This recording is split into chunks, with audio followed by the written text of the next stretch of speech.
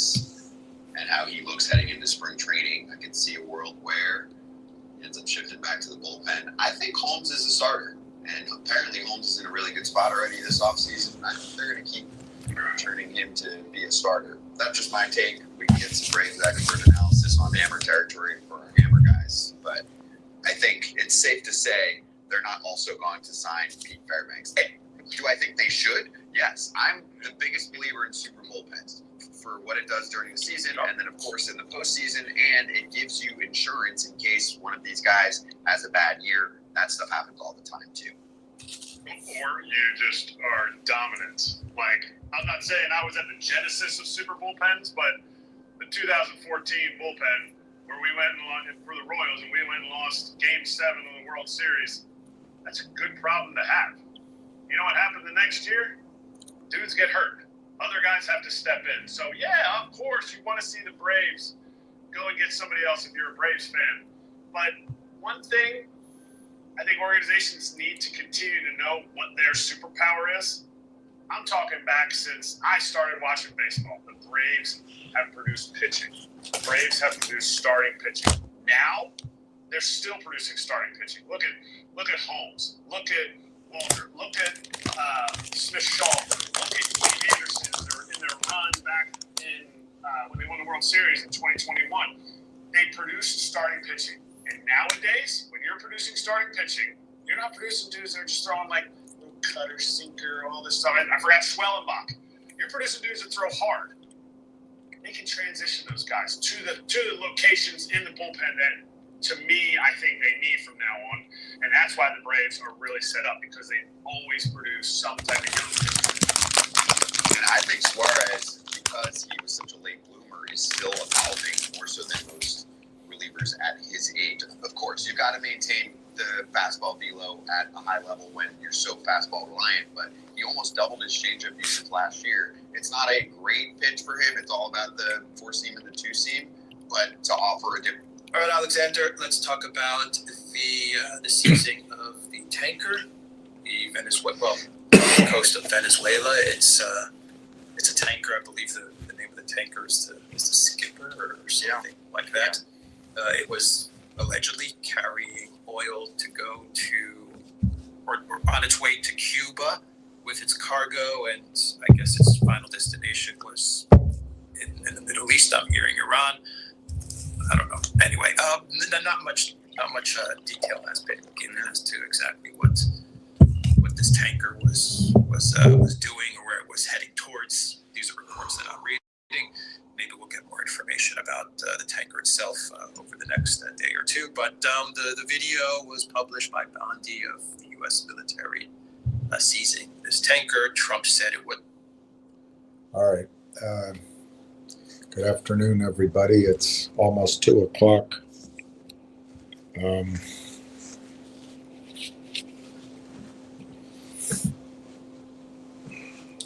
Thank you, everybody that's given me donations on Venmo. I have to keep asking, so I put the Venmo up at the beginning. I'll do it again, but I really appreciate it. I wouldn't be asking if it's not urgent. But there we go. Looking at the stock prices for the first time in days, everything is green on my 5. That it keeps rotating. But Dolly Varden Silver is 468. It's up 8 cents. Railtown is up half a penny, a little more than that, at 29.6. Finger is up 2.5 cents at 144.5. GDC is up 9 cents at $3.94. And G-Bucks is up slightly, 0.0005 at 7.5 cents. I want to point one quick thing out about G-Bucks. Not specifically about G-Bucks, but just the manner of these low-price stocks. And I guess we're experiencing it a little bit in Railtown as well. But G-Bucks to go from 75 cents to $7.50 is 10x, obviously. Well, now that it's 7.5 cents, just to go back to 75 cents is 10x. To go back to 7.50 is 100x. Holding on to things as they drift, it gets,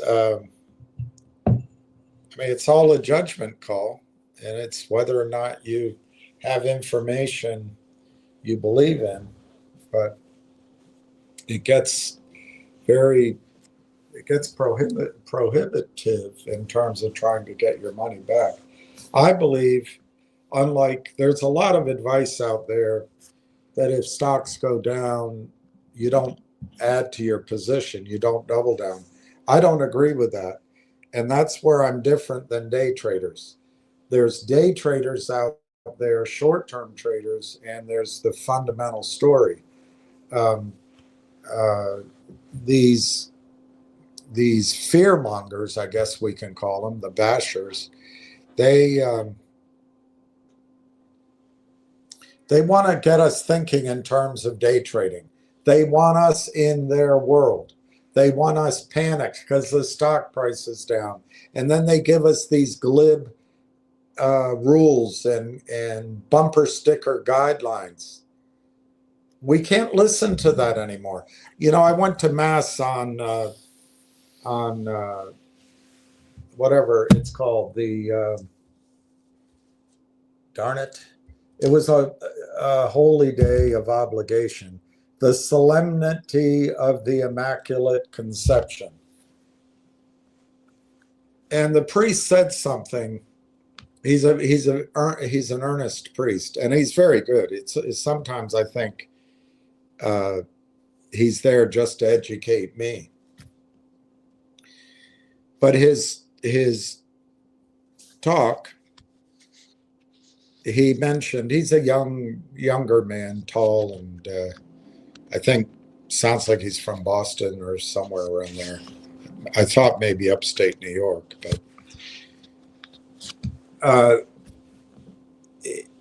he pointed out that many of us have had bad relationships, and he wasn't encouraging premarital relationships, by the way, and he made that point. But he said,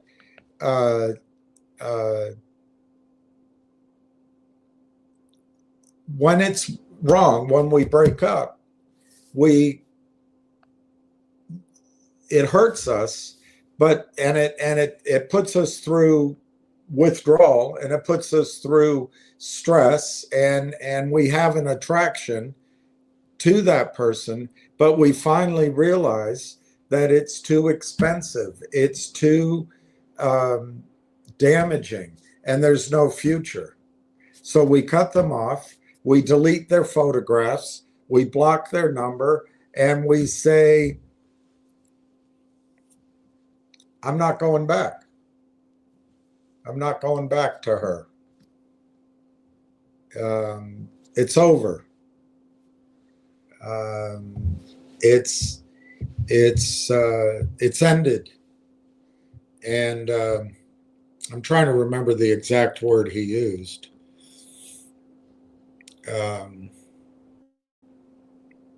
But anyway, we end the relationship, and there's no going. We decide, and as much as we're tempted, we don't go back, and time passes, and we adjust to a better life. And he said his context was that, and I guess it's because Mary was born without original sin, and I guess that's why it became his topic. He said, this is what I was in the audience. I was in one of the pews, but this has to be our relationship with sin. We have to say nevermore. We have to say we've broken up with sin, and it's over. It's over. That relationship is over with sin, which is he's a hard taskmaster, and for a guy like me who still needs to learn all this stuff, and that's almost horrifying. The idea of what is all this sin? It's everything, I guess. We all know, but one of my sins is anger at times, and I'm sure I have many more. But we have to say it's over. It's over.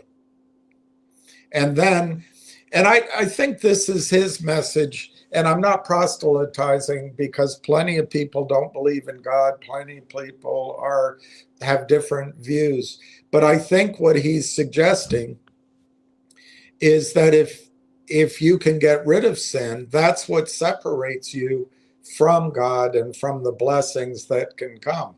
I don't know. I'm not an expert in that, but I have noticed other people in my lifetime who devoted themselves to faith. As they aged, they really entered a state of grace and happiness, and everything was the same. But so what changed?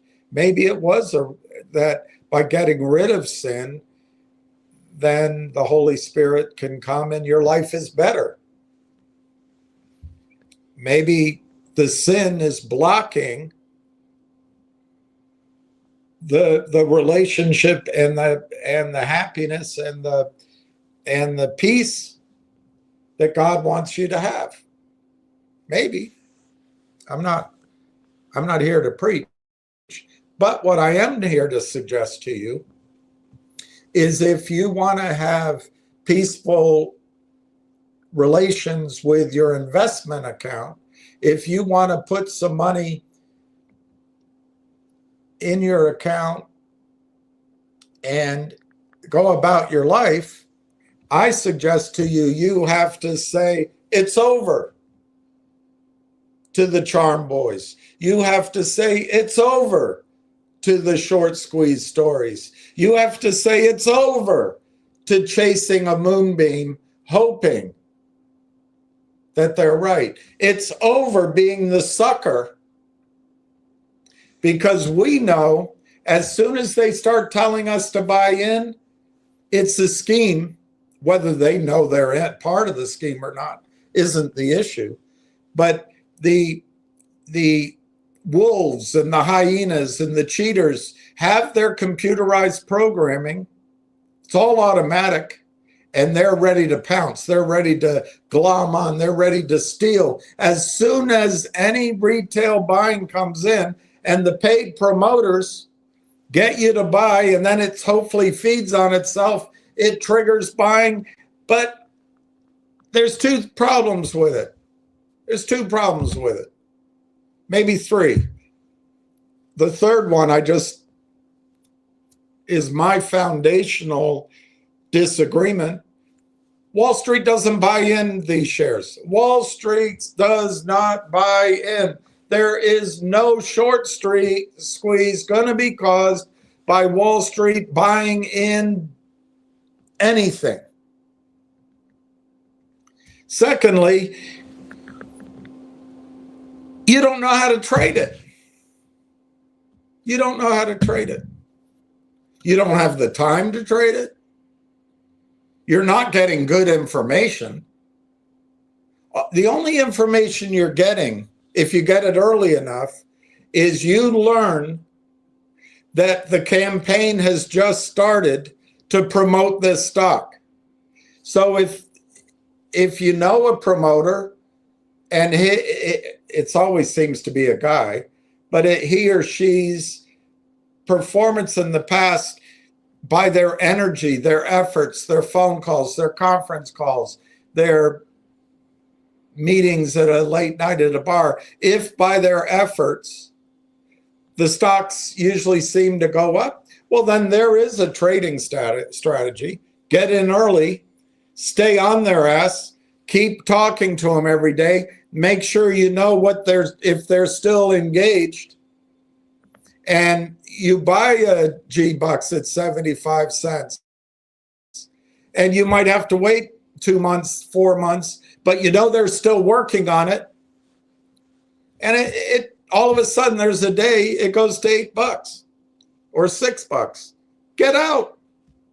Don't listen to the $150 projection, because they're telling you that so they can get out. And I'm not picking on any specific person. I'm talking in general. So they can get out, or their friends can get out. It used to be called stock pools. Joe Kennedy got rich doing it. Franklin Delano Roosevelt ended it. Barack Obama was no FDR.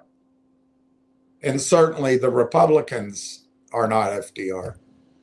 And Joe Biden barely knew where the toilet was versus the White House desk. So there's been in this recent time, there's been no FDR. Anyway, you don't know how to trade it is number 2. And number 3, they don't squeeze. They don't squeeze. Oh, yeah, there was one, HKD, TOP.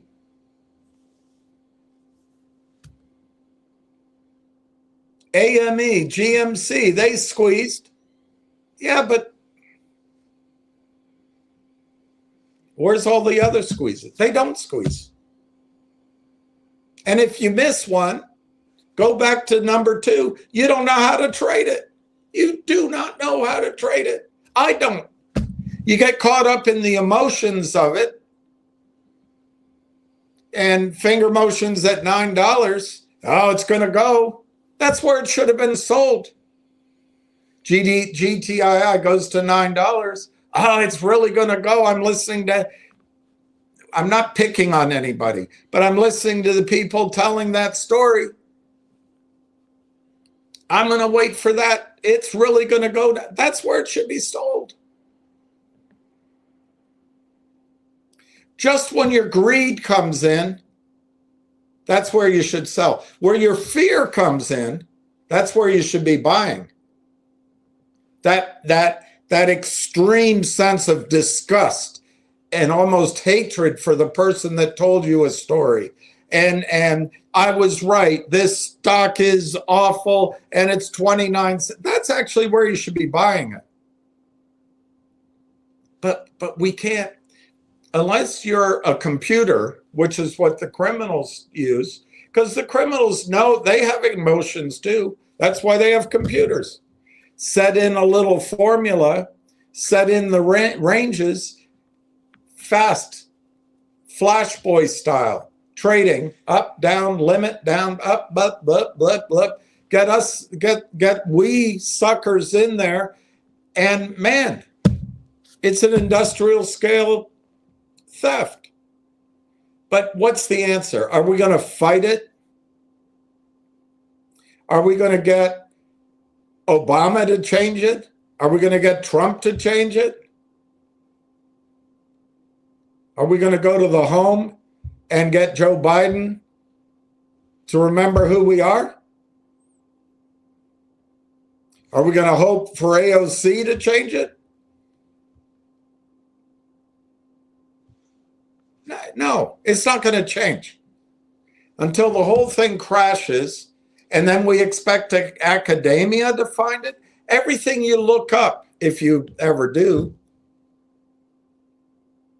it's all crap out of academia or out of law firms or out of lobbying firms. It's all crap.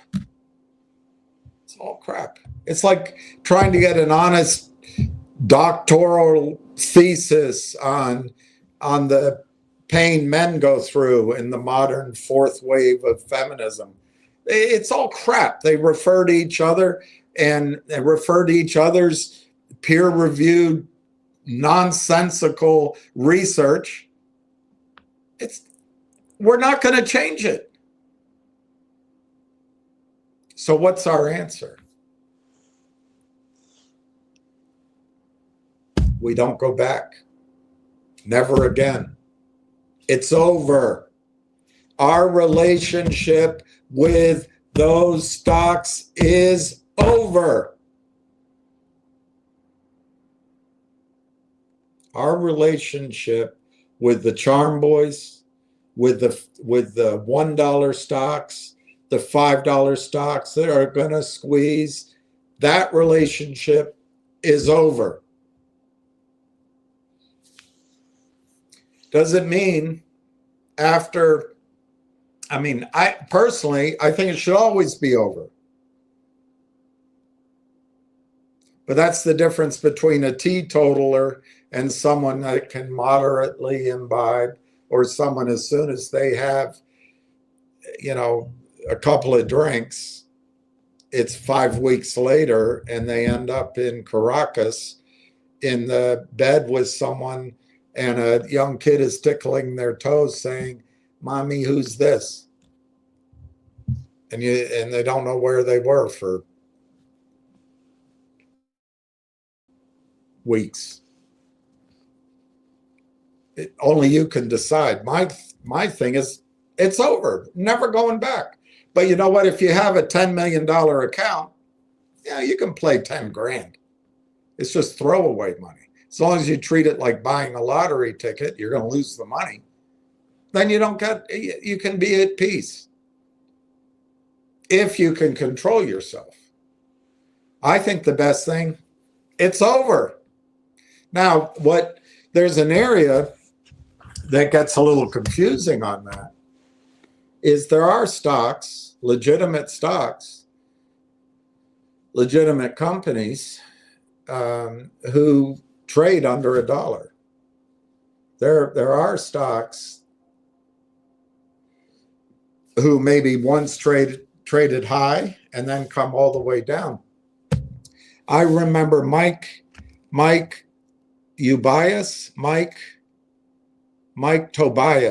Tobias at Merrill Lynch. He was a large person, and he didn't mind eating his sandwich slathered with mayonnaise while he's talking to you and it's dripping out, and he had a beard. But he was one of these always thinking guys. He ended up going to Drexel Burnham. But he once showed me a chart of all things Chrysler. And to my memory, the stock was under $2. Maybe it was just over $2. Something about $2 is in my memory.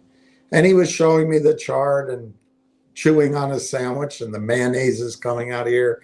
And you didn't want to look at him, but you also wanted to give him a napkin, but you couldn't. He also smoked, and back then you could smoke. It was just a whole experience in the test of whether one really enjoyed being around other human beings. But he's showing Chrysler, and he had been building a position in it, and so many people were talking about it, I figured I'd listen. Well, you know what? Chrysler went down to $2 or under $2. This is a long time ago, before any of you were born. It was probably 1983, 84.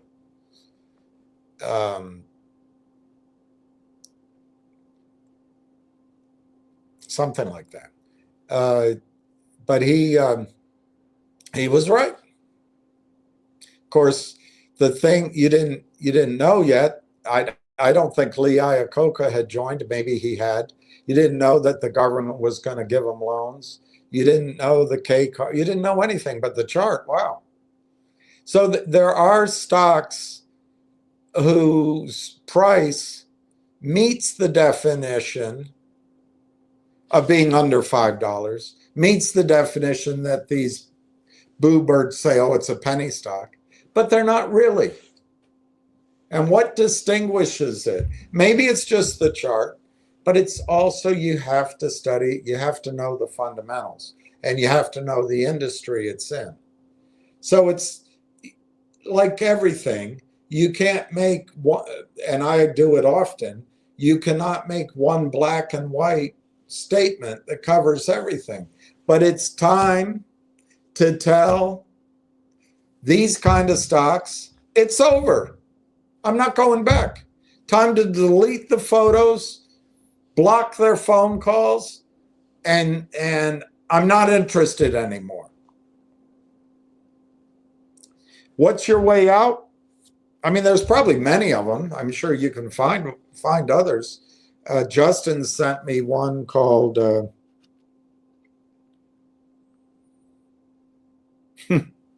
I didn't write it down, so I can't remember the name. Almost remember it. Anyway, I don't want to distract people with something that I don't really know. But I'm sure there's other stories. And I'm sure next year it's going to be mining shares. Silver is already tripled. I remember telling somebody about it about a year ago. A lot of skepticism. That market's too small. I don't quite trust it. It's tripled. And man, that was a slam dunk trade. And you know, it's volatile as compared to gold. But there's a decade ahead of that trade. And there's oil and gas. There's anything about reshoring, bringing industry back to the United States. The future is not going to be just in time. Your crops put together in China, and your loan comes from banks in New York, and you buy it. You buy everything. It's not going to be that way anymore. Now, the United States has a huge advantage as an economy because we're consumers. We're a consumer market. But that may change over time. But as long as the rest of the world wants us to buy things, you know, we may stay relevant as the world's largest economy. But we're going to start making stuff here.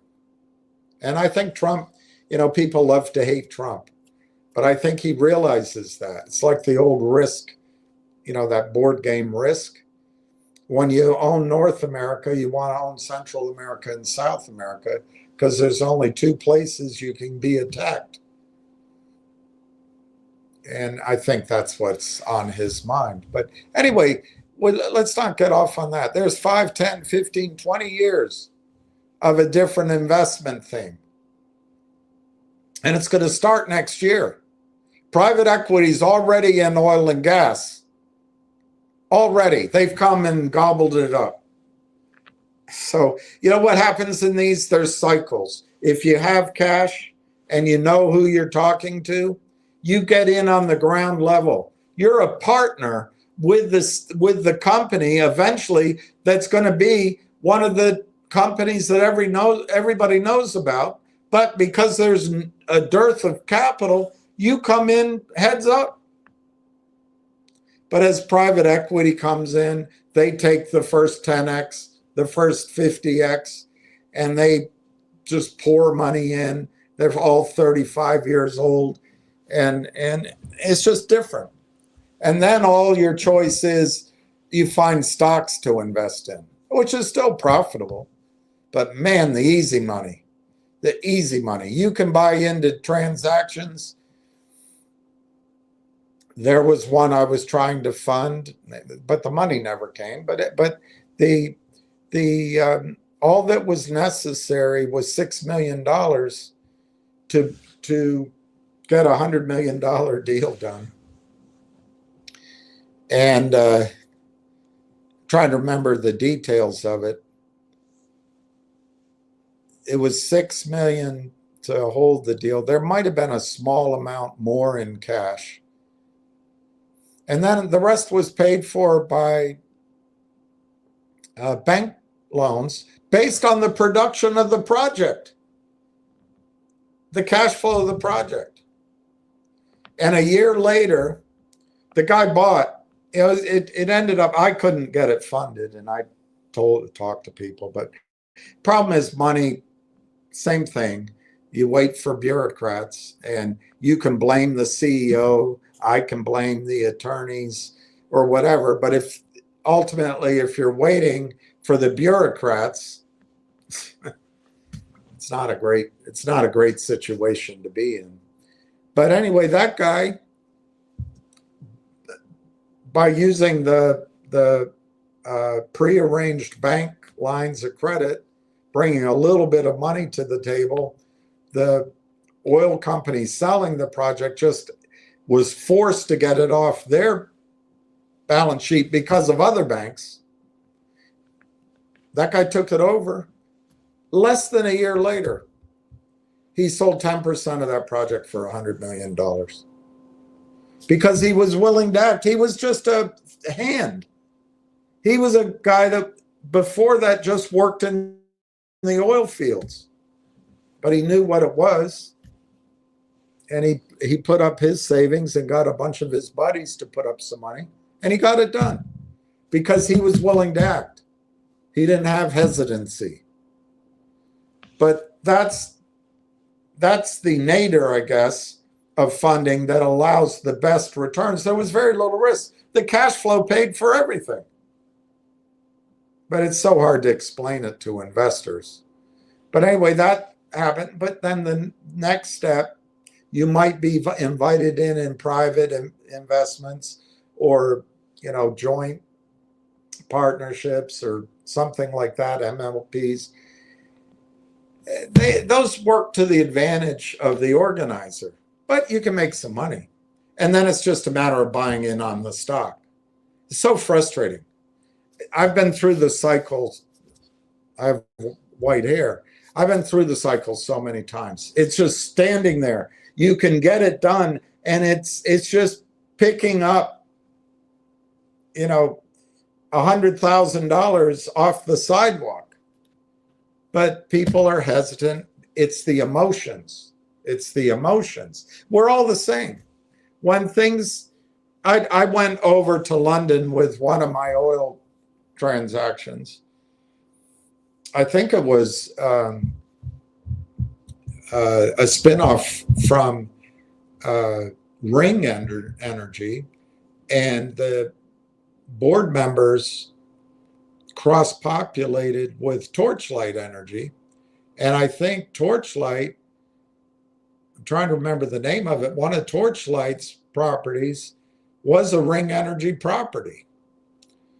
But anyway, I remember we were at Montcalm's, sitting outside, big table of people. It's great. It's great people, and I miss it all doing that. But as I've experienced with Middle Eastern friends and investors and clients,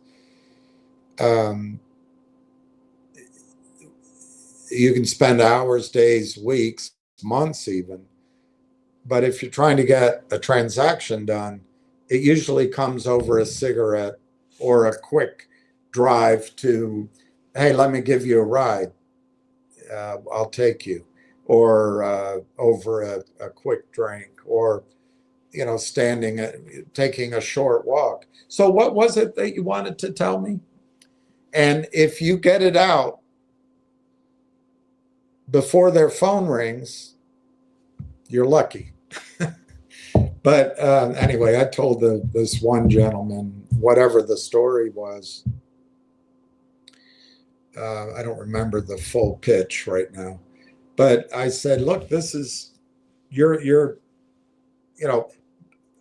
I said, this is it. This is how much money. Boom, boom, boom. This is what I think it's worth. It's like buying real estate when there's blood in the streets. And boom, boom, boom, boom. And, he took a puff on his cigar. and he said, oil when I showed it to him was $28, $32 a barrel. Oil can go lower. And that's what happens. I said, it's not likely. Well, and it didn't go lower. But we're all human. We're all human. And that's why these cycles work over and over and over and over and over again.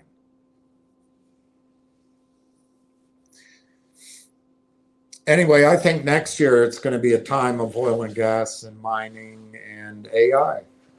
And maybe, I don't know the distinction exactly between AI 2.0 and quantum computing. But if there is a distinction, it may be the time of quantum computing as well. Precious metals, doing things you know. And as I think it was Justin yesterday, maybe we start thinking about taking our assets out of the system before the great change in circumstance comes. But anyway, getting back to Railtown, I think that's what we're in, is one of those cycles. And I do not think Railtown is one of those stocks. I don't think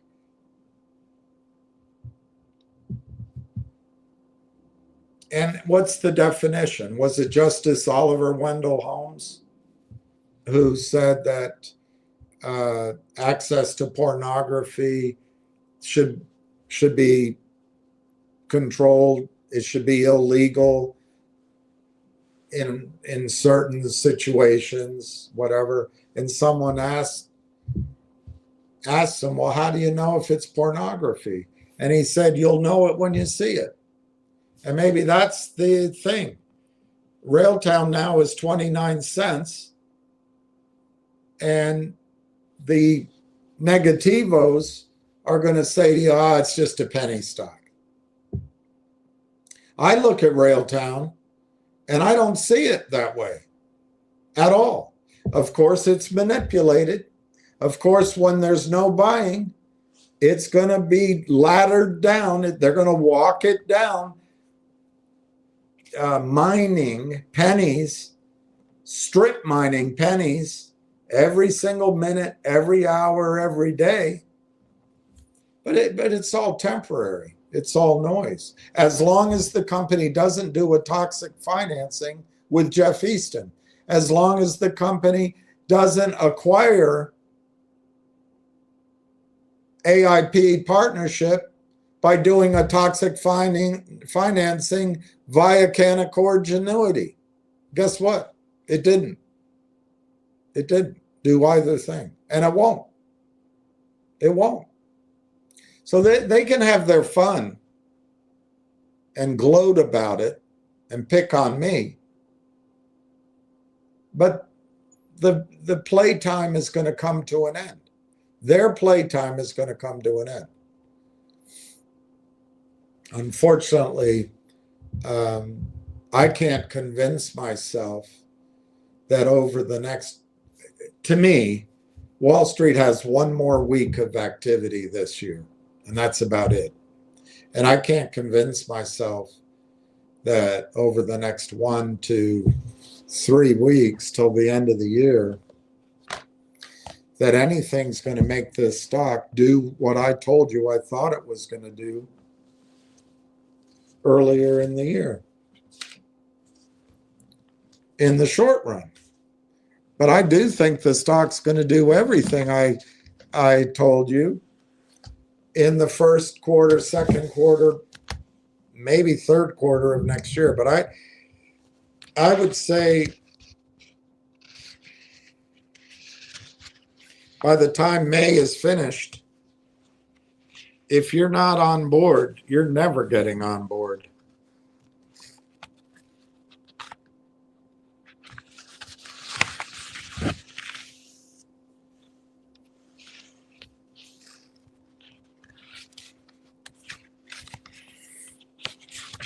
We are today, November 11th. Is that right?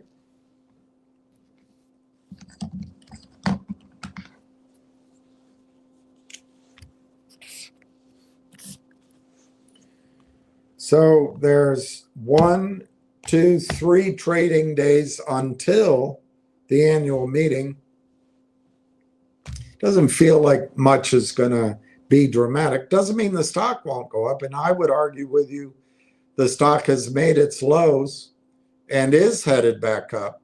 But I don't think it's going to go much further than, I have a chart to show you, but I don't think it's going to go much further than 40 cents, give or take, next week.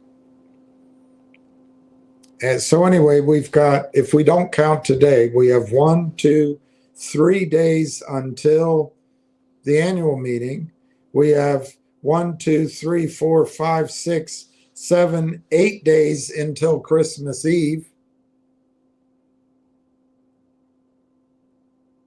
That's a week. I mean, it's not a normal week, but it's a week worth of trading days. We have 8 days until Christmas Eve. Nobody's going to do anything Christmas Eve, Boxing Day, the New Year's Eve. Not much. Now, what I used to do when I was a washed up, old, tired guy that worked on a trading desk, but what I would do is I would go in on that last week, week and a half, and I would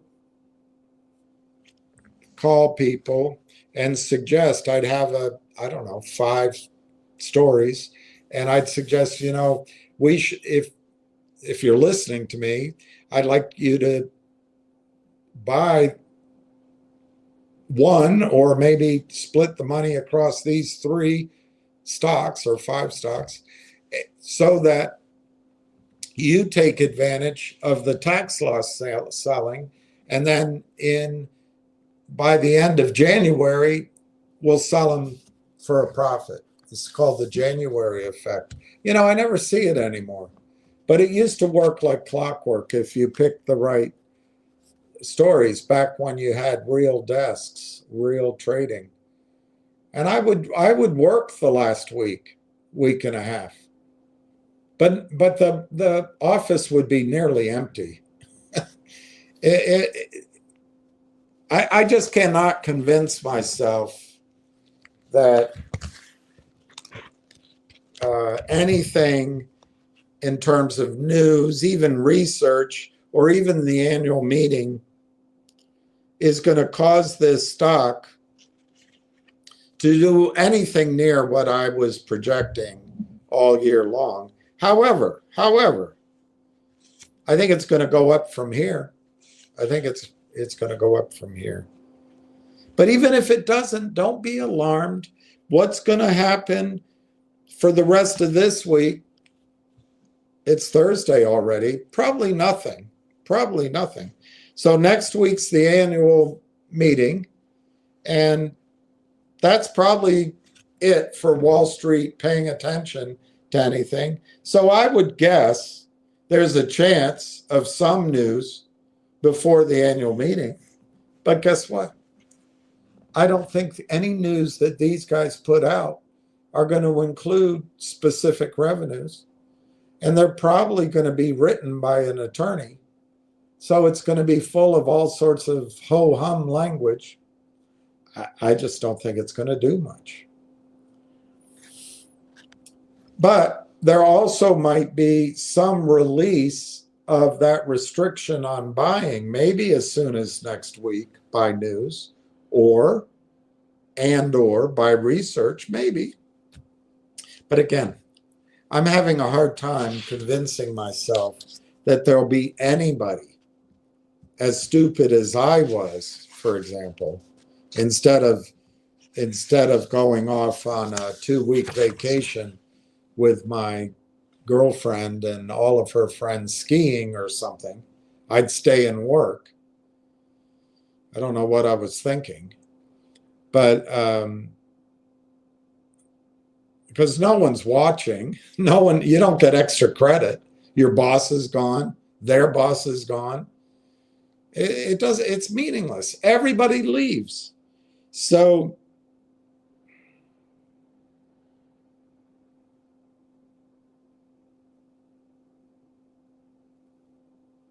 I'm looking at the calendar, and we're already on the verge of Hanukkah. That starts at sundown on the 14th. And then, but if you look at Christmas Eve, it's Wednesday the 24th. That'll be a half day on the market, so no one will show up. Yeah, it's 8 days away. And the reason they keep the market open, and that's something Ham pointed out to you. The reason they keep the market open is to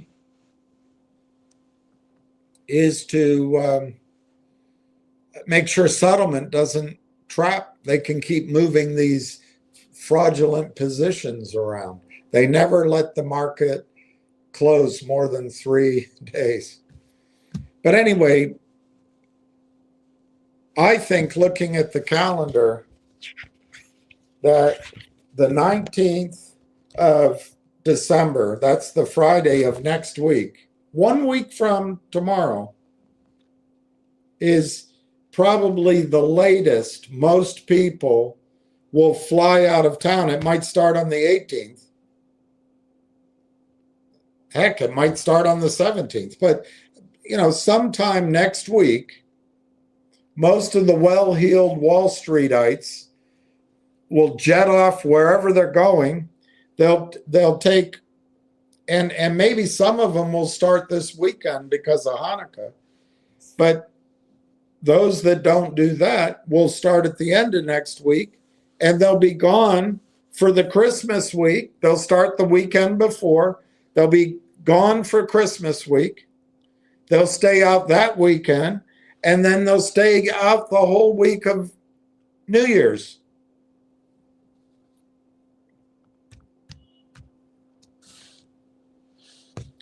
I doubt they come back on Monday the 5th of January.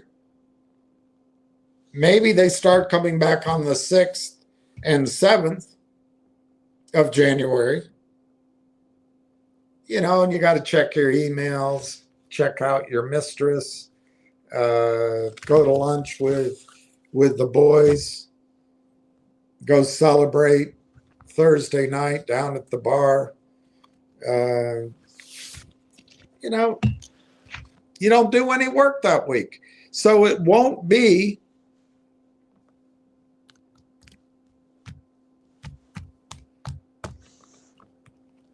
probably until January 12th, in my opinion,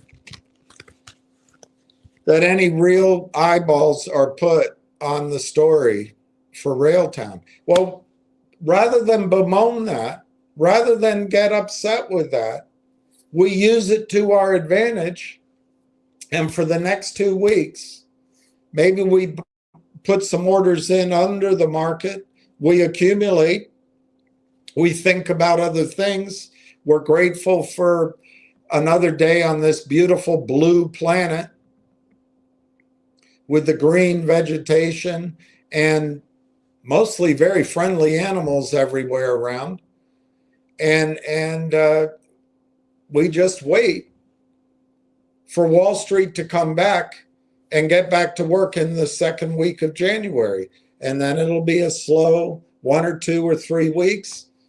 We might have to wait till February for fireworks. But I'm not telling you that this stock couldn't go up tomorrow or next week. And I'll show you a chart in a minute where I think it's likely to go first. But right now I have to go pick up a FedEx. I just got the notification before someone steals it. So I'll be right back. I'm going to put up my Venmo again while I'm gone.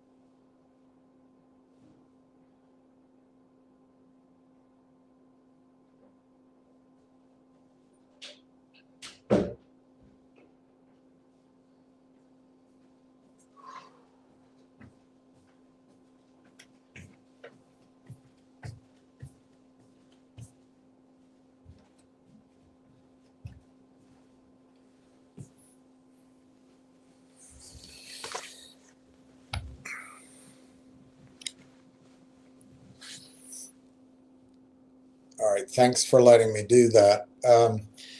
Let's go back to the price. Railtown is 29 cents. It's in the green, but barely. 29-cent bid, 31 cent, 0.3111 ask. The volume is 54,000. Well, now it says 252,000.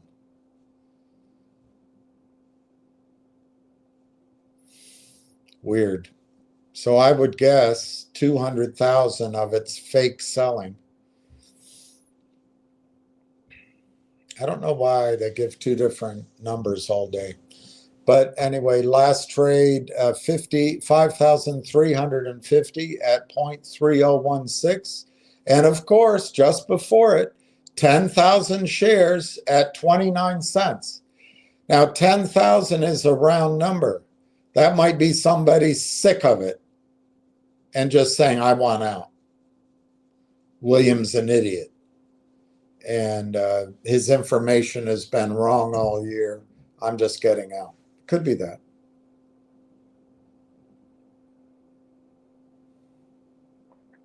Or it has nothing to do with me. The vanity. All right, let me show you. Now the last trade's 302 shares at 29.84. The high in the day is 30 cents. The low's 29 cents. They're trying to get it to go down. They might be successful, but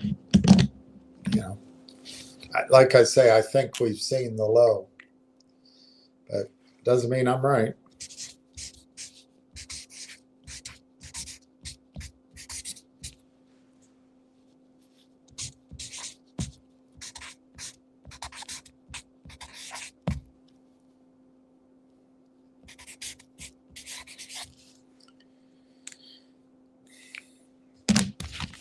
We are now at 16,472,000 shares. We're nearly at 16.5 million shares of Railtown. Bravo to you. Bravo.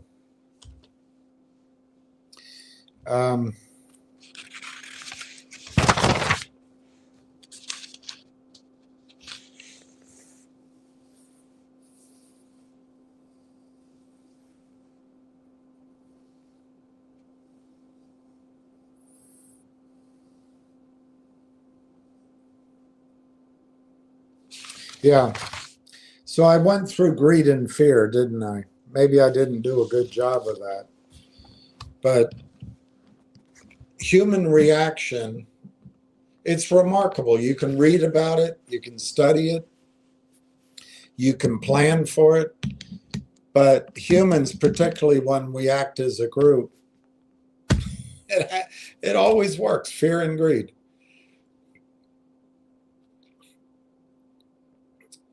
What's weird about Railtown,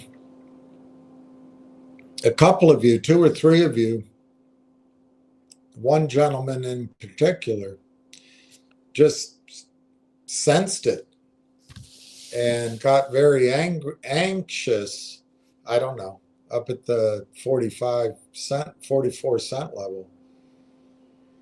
And I would have argued it was already too late to sell at that point. But a nimble trader could have maybe gotten out at 40 cents and be buying it back at 30 cents. But I think it's too late to sell. And so this fear factor, as it was coming down, it was intense. It was intense. But I think that's over with. And I think now it's come into a bit of a becalmed state. And I think what will happen next year, now they have it in the red. Let me see how many shares they got it in the red by. 2,000 shares. They sold 2,000 shares at 0.2893, put it in the red, and now somebody came in 16,366 shares. I don't know. Maybe that was a buy, but it's green now. It's green now.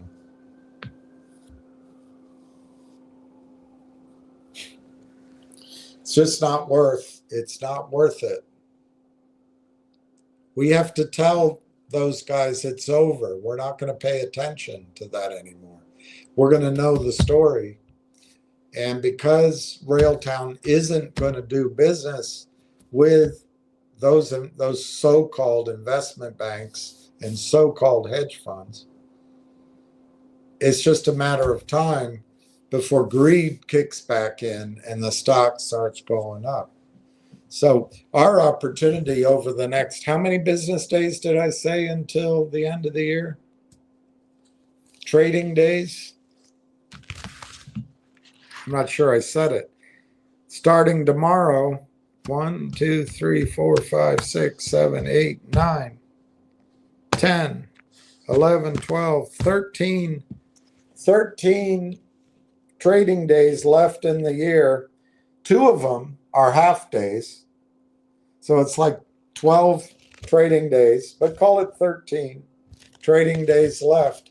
What we're going to do during that time is we're going to be upbeat. We're going to be aggressive. I don't have any money, but you might be able to. We're going to acquire more shares. We're going to average down, and we're going to hold our position. And we're going to remember there's only one source, just to keep the story simple, there's only one source of revenue to focus on: hosting revenue. AIP was purchased by Railtown. Railtown controls it. Railtown's entered into a revenue sharing, maybe call it co-selling arrangement, but a revenue sharing agreement with TELUS. TELUS has 2 state-of-the-art empty data centers, which were built and announced earlier in the year. So I imagine by now they've been testing the circuits and the power and the NVIDIA chips and the bling and the blang and the beep and the and the warnings and the fire controls and all. They've been testing it. It's got to be months, because they announced it, I think, back in the summer. So it's got to be ready to go. So TELUS starts switching. Now, I don't know if, I don't know. I don't think they can do it automatically. They got to tell it to their customers. But TELUS has enormous customer base. I showed it to you yesterday. I have no idea. But it's got to dwarf the AIP network of 200 companies. It's got to dwarf that. And we know that the AIP 125, according to one of you guys, pointed out, and we can try to listen to it if I have the staying power tonight, that Dr. Tom Core in the interview said, and I'd have to re-listen to it to confirm it, said that 120 million in revenue is coming from 125 companies, not 200 companies. But hosting, we know they're going to move the 120 million over, and you can argue, well, it's not going to happen all at once. Maybe not everybody goes over. Maybe there's a discount. And I would say to you, well, but you're leaving out 75 companies. So I think you can use the 120. You probably use 150 million shared revenue. You probably could use 200 million shared revenue from the network. But the number we have in the presentation is 120 million. So we'll use 120 million. And then I would imagine, as I showed you yesterday, at the last earning call, Dennis Entwistle, said that they're going to grow their AI, the revenue from enabling AI. I read that data center from $500 million US to approaching $2 billion US, maybe 1.8 US.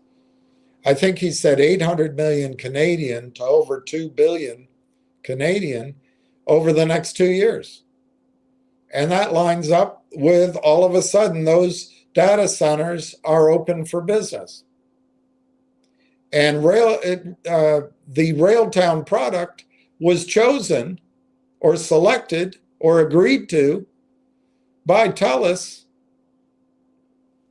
Best of my scuttlebutt, I emphasize, I still have not heard from the company. I try every day. But the best of my information flow, which I think we have to recognize needs to be verified by research or news stories.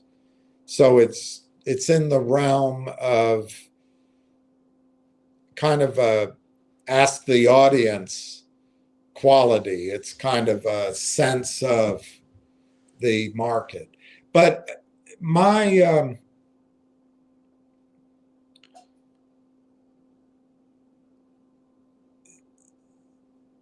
I guess there's 2 or 3 things that I'm confident in.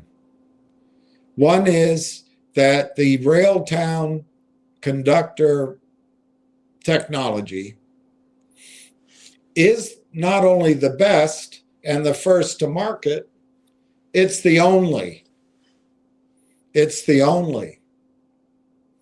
We'll find out if that's true. But by the way, it doesn't have to be the only, because it's a huge market. It's good enough to be first and have a head start and be the best because TELUS selected them. I also understand from news stories and from that presentation that TELUS needs this Railtown tool in order for TELUS to offer a best-in-class product to its own customers. So it's a mutually beneficial relationship. And as TELUS switches their customers to these data centers using Conductor, Railtown gets a cut. And we need to see news to have it confirmed, but I can't imagine on a cash basis that there's a significant cost to Railtown, because it's TELUS's customers. Now, on an accounting basis, that might be different. But cash flow, the revenue that comes over, I believe it'll be as close to 100%. Whatever the revenue is that's generated, and then the split goes to Railtown, I believe that'll be as close to 100% as you can imagine in its translation to cash flow. Now, it's a weird thing. It doesn't take too much.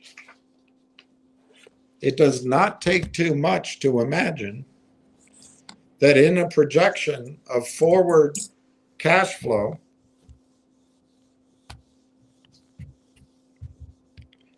just from hosting.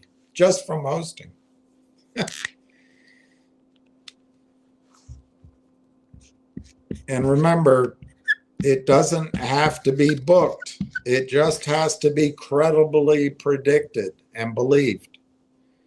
But hosting from the AIP, we know it's 120 million.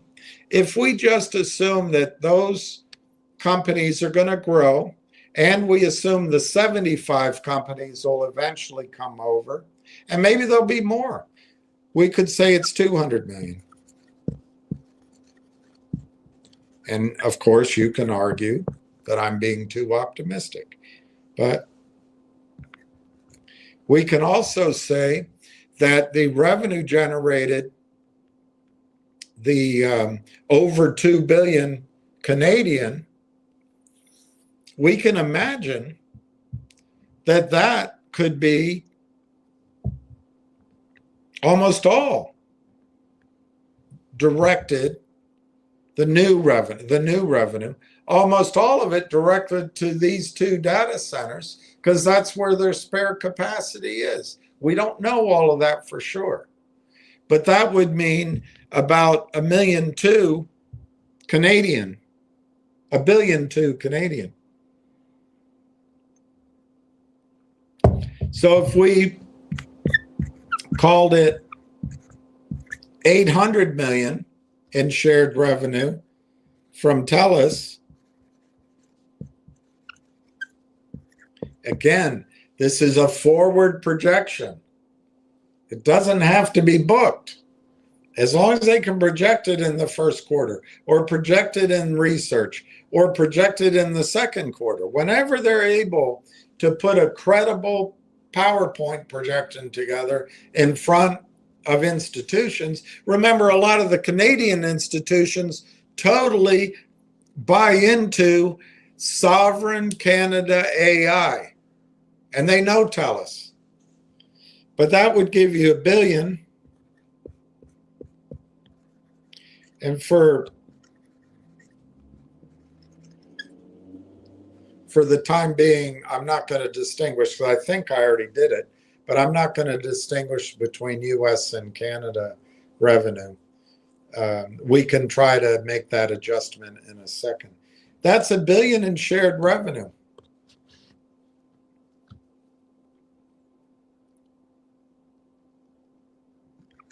And I'm just going to show you something. This might be completely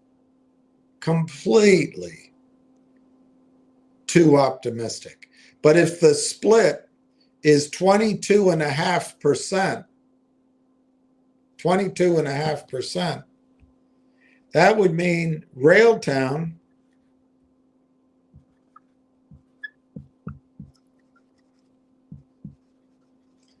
revenues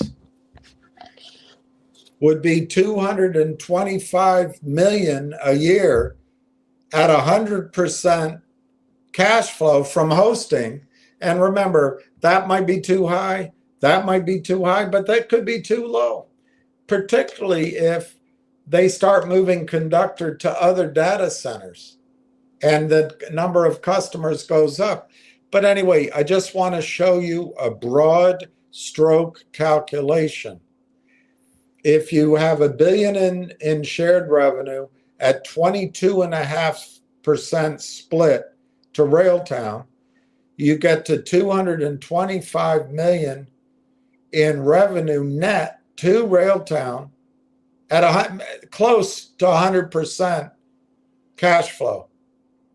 Let me just translate what that means, and we can adjust it later for whether or not you think I'm being too optimistic.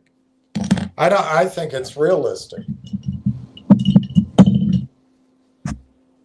But I just want to show you the magnitude of what this is.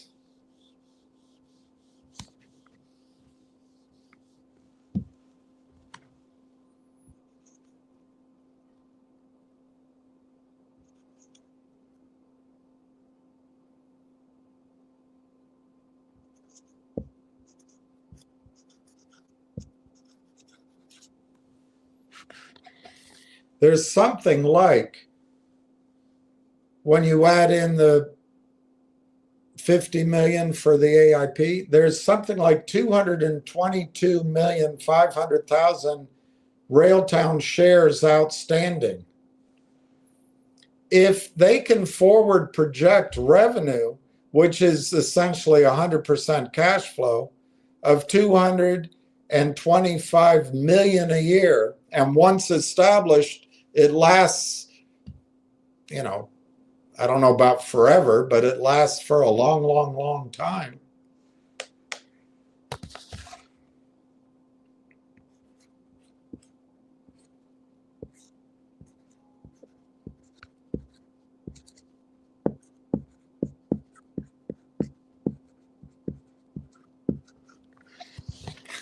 It's just so powerful. I admit my example, simplistic and maybe optimistic for initially, but it'll eventually get there. It's $1 a share in cash flow. $1 a share in cash flow. The stock's trading at 29 cents. $1 a share in cash flow, which will be growing, which they can distribute as dividends. They can use to roll up 400 million in revenue from the AIP network. It's $1 a share in cash flow. Now, if you think I've been to, you can cut that in half. Call it 50 cents a share. But we know that we don't know how many shares exist for LangChain, but we know based on a projection of 12 to 14 million in revenue in 25 for the year, they valued LangChain at 1.25 billion. We know that SoundHound, for a similar projection, over 200 million,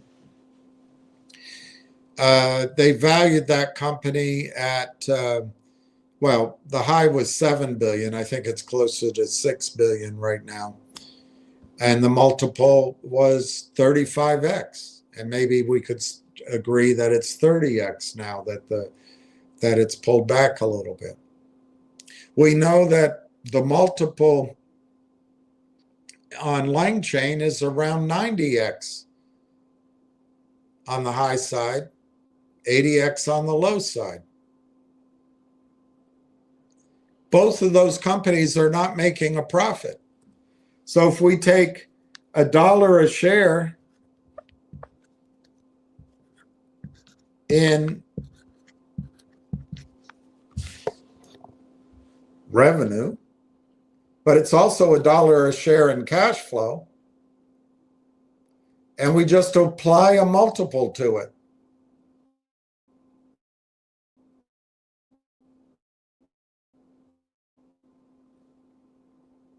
$35x, like SoundHound.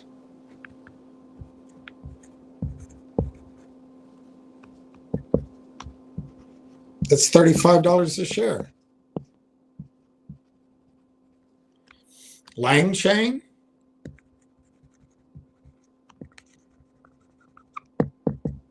at 90x, That's $90 a share. This is just from hosting. It's not from anything else. Cash flow, oil and gas cash flow. Numbers. A good rule of thumb is 7x. That's $7 a share.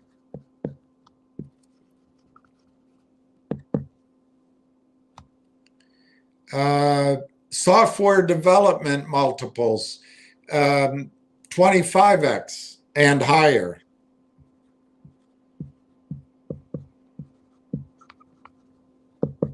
That's $25 a share.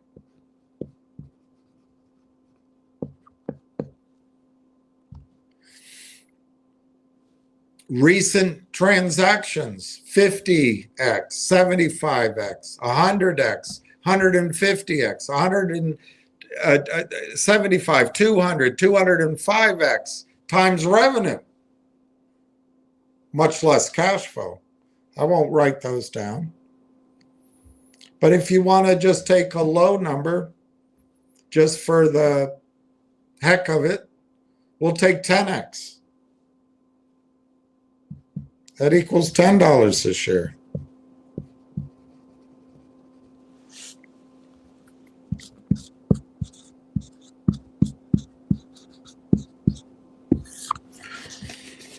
You can make a case, and now that might be Canadian, but you can make a case for the forward projections just from hosting, the combination of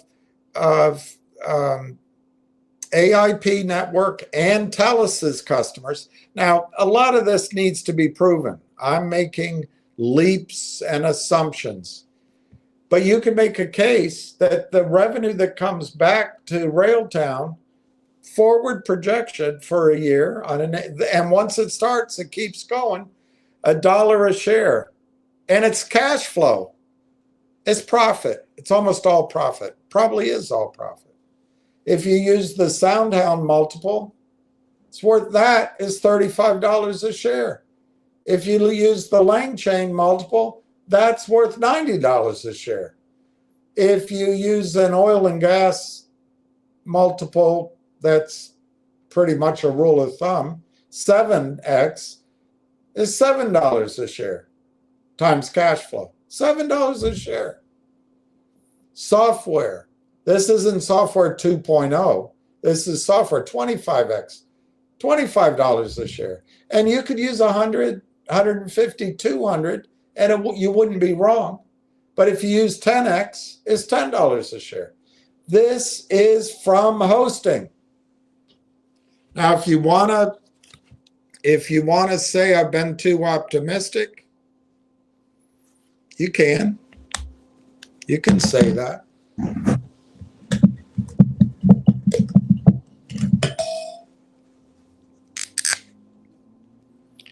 I won't bother cutting it in half. I'll just take 1/3 of this number. I'll cut it by 2/3.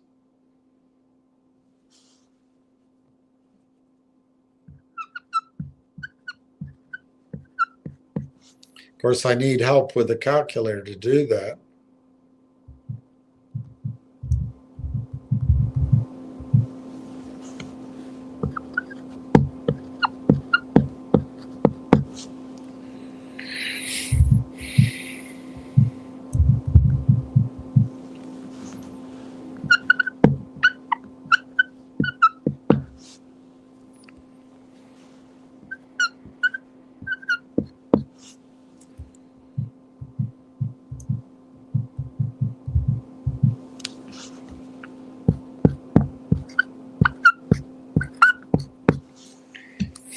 So I came up with $1 a share if instead you call it 33 cents a share.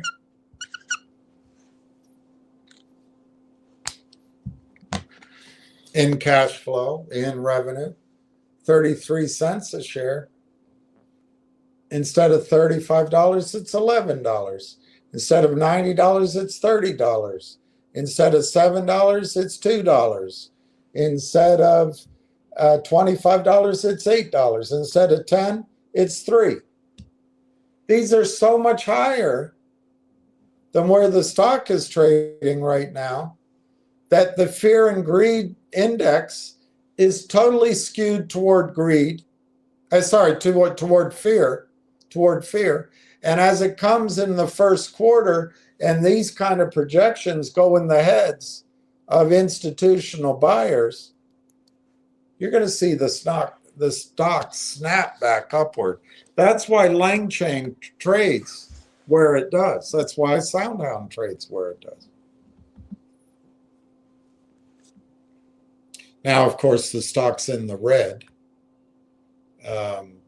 500 shares were just traded at 28.31. Had to get out of them. Had to go. Fingers up 12 cents at 154. Remember, they have to do a financing, in my judgment. No one's told me that. GDC, it's up 9 cents. G-Bucks is down something at 7 cents. It's 0.0712.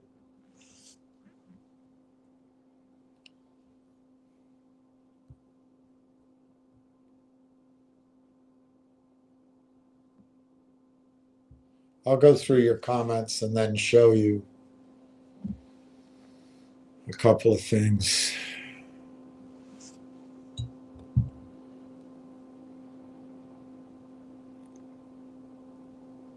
Breaking news, the Milwaukee Brewers sign Akil Baddoo to a major league deal. I know that's going to change your life.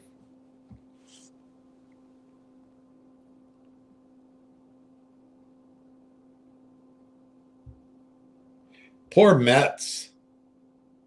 The poor Mets. They must have a big plan going on, but I think Mets fans are going to be disappointed.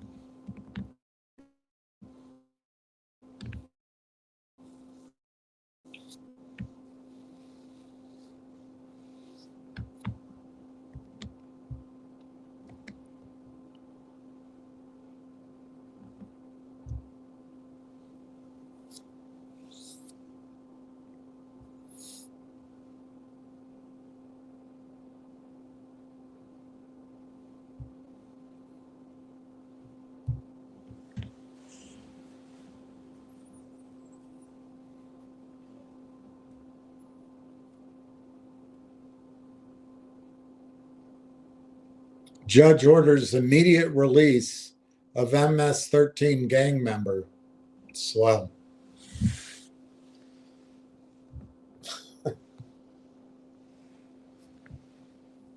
U.S. District Judge Paula Zinni ordered the immediate release of an MS-13 gang member, Kilmaro Abrego Garcia.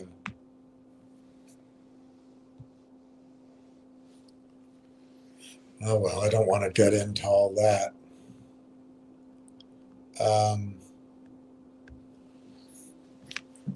Hey, Silver Skyrocket. You know, I'm missing anybody that said something before Silver Skyrocket, I'm missing. And I don't know how many that would have been, but they're gone. Always happens. Hi, Donna. How are you? Donna says, good afternoon, William, Jack, and everyone. Eric says, hi, Donna. You're under the sun, me under snow. Adele Lapp says, we are up. Yeah, I see the rocket ships, but I don't want people thinking that this is going to be some sort of trade and you're hoping for a rocket ship upward. If you can look at Railtown as what it's worth as a business, and obviously right now we don't have hard information, but that's going to become clearer and clearer. We do have press releases, we do have the presentation. We do have comparables, but man, it'd be so nice to see 2 or 3 research reports that confirm some of the conclusions I've drawn, for example.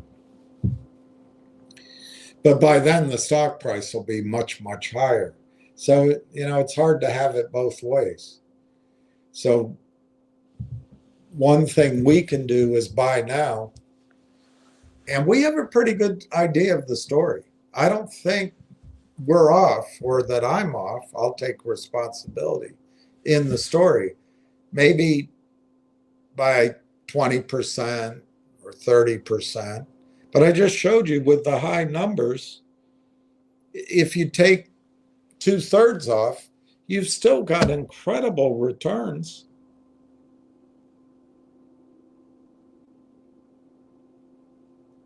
At a 7x multiple, it's $7. But if you either look at it as a, a 2.5 multiple, or you look at the cash flow as being smaller, it's still $2.33 a share at the lowest, most conservative projection. And I think that happens in the first quarter. It could happen in January. I'm going to assume it'll be February. But this stock can turn around very quickly. But I don't think it's going to turn around, in that dramatic way until buyers come in. And by buyers, I mean knowledgeable, aware of the industry, able to extrapolate their own numbers and trust their own numbers. I mean buyers that'll come in institutionally in particular and buy 10 million shares, buy 20 million shares. And I don't see that happening before the end of the year. It could, but I don't see it. And I don't see it happening in the first 1 or 2 weeks of January. Why? Vacation, and just it's slow to ramp up. But it could start at the end of January, depending on how long it takes for investment committees and how long it takes to clean up other ideas and how long it takes to digest research. But I certainly think by February, you're going to see these kind of moves as the initial moves. And with luck, if Railtown is installed, I don't even know how they install it, but if it's installed at the TELUS data center there's 2 of them, I don't know if they can see. I don't know that answer. Do they get it done by the end of the year? Do they do it? It takes them a month next year. I don't know. Those are things we'll find out. But at least the first TELUS data center was announced 6 months ago. I think that's plenty of time, I think, to have that humming and, tested, I guess.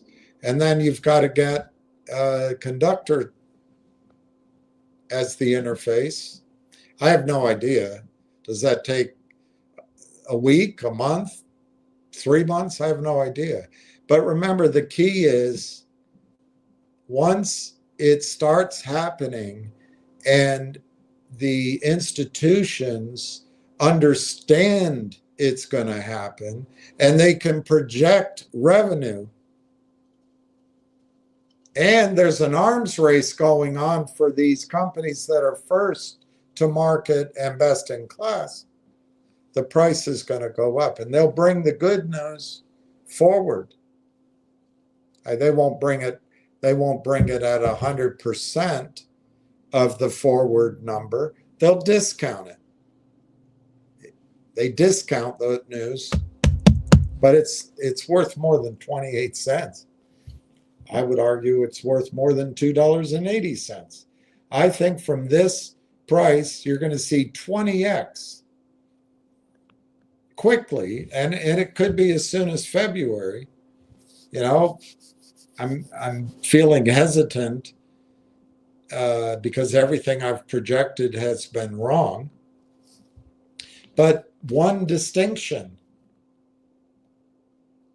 about what's ahead for you in the early part of 2026, the AIP transaction definitively is closed. The TELUS arrangement has been announced. It hasn't been explained, but it has been announced. The corporate presentation gives us a lot of clues that can lead us to what research might say and what reality might be. And that's all going to start as soon as the skiing stops, as soon as the champagne bottles are thrown away. So it's going to be exciting, and it's only essentially a fortnight away. Yeah, it's a little longer. A long fortnight.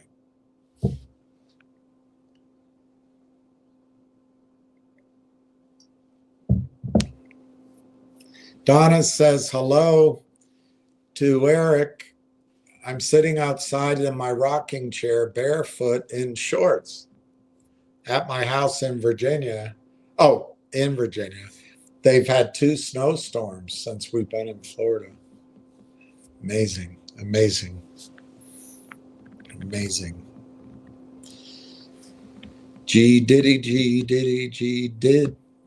I don't, Jack Hamilton, I don't post much, but I want you to know I'm rooting for you to achieve your 100 share goal. I think we all are rooting for that. And if you put up a number, I can't see it. It's been deleted. So if you want me to see it, please put it up again. Everything in the first, period of time, I hate it. Whenever I go over, I don't know what I did. I can't think of what I did.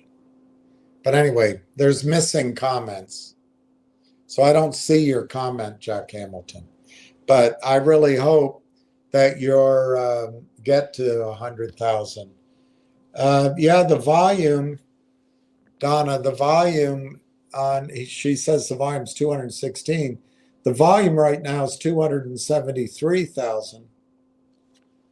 And normally, Donna, a thing called capitulation happens in a day. But sometimes, a day's just 6.5 hours of trading. Sometimes it takes longer than that. And what we might be witnessing is capitulation. Let me see what's happening on the Canadian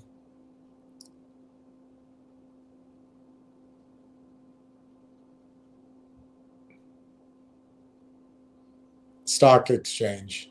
The volume on the Canadian is 155,000. So I would guess the reason the volume is right now in the States, it's 273,000. I would guess it's 3 things. It's arbitrage. It's year-end selling for whatever reason. Tax losses, disgust, advice of a broker. And it's the shorting. They're still trying to short it. But it can turn around. And so, Donna, what capitulation is, the way you see it on a chart, is when a stock kind of spikes to a low, like maybe yesterday's low was it. We'll find. You only know after the fact, but this is starting to look. And there they have 57.5 for sale. Ever since I pointed out it's always 52.5, they've changed it, but now it's 57.5 for sale. But anyway, you spike to a low, and you have capitulation. The longs, the bulls just give up.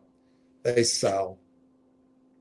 They just capitulate. They just say, I'm sick of the story. I'm tired. They get out.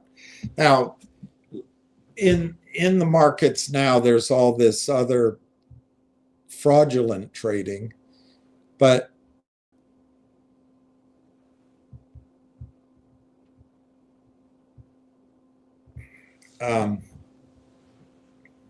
still, I think the idea of capitulation might be here. So what happens, you get the stock to spike down, and then it goes further because the longs, the bulls, the positive, they just capitulate. They just dump it. They get out. They're sick of it. And then the stock snaps back, and then you're off. And it happens over and over again. You wash out. You know, we were trained that's when stock moves from weak hands to strong hands. And it's just endless. It happens over and over and over again. Anyway, my point being that when capitulation comes, the volume goes up. So I don't know if it'll be today, but I can't remember what the volume was yesterday. But if you, rather than look at capitulation as one day, maybe it's the combo of these last 2 days or these last 3 days. It is a lot of volume. Hey, Richard K.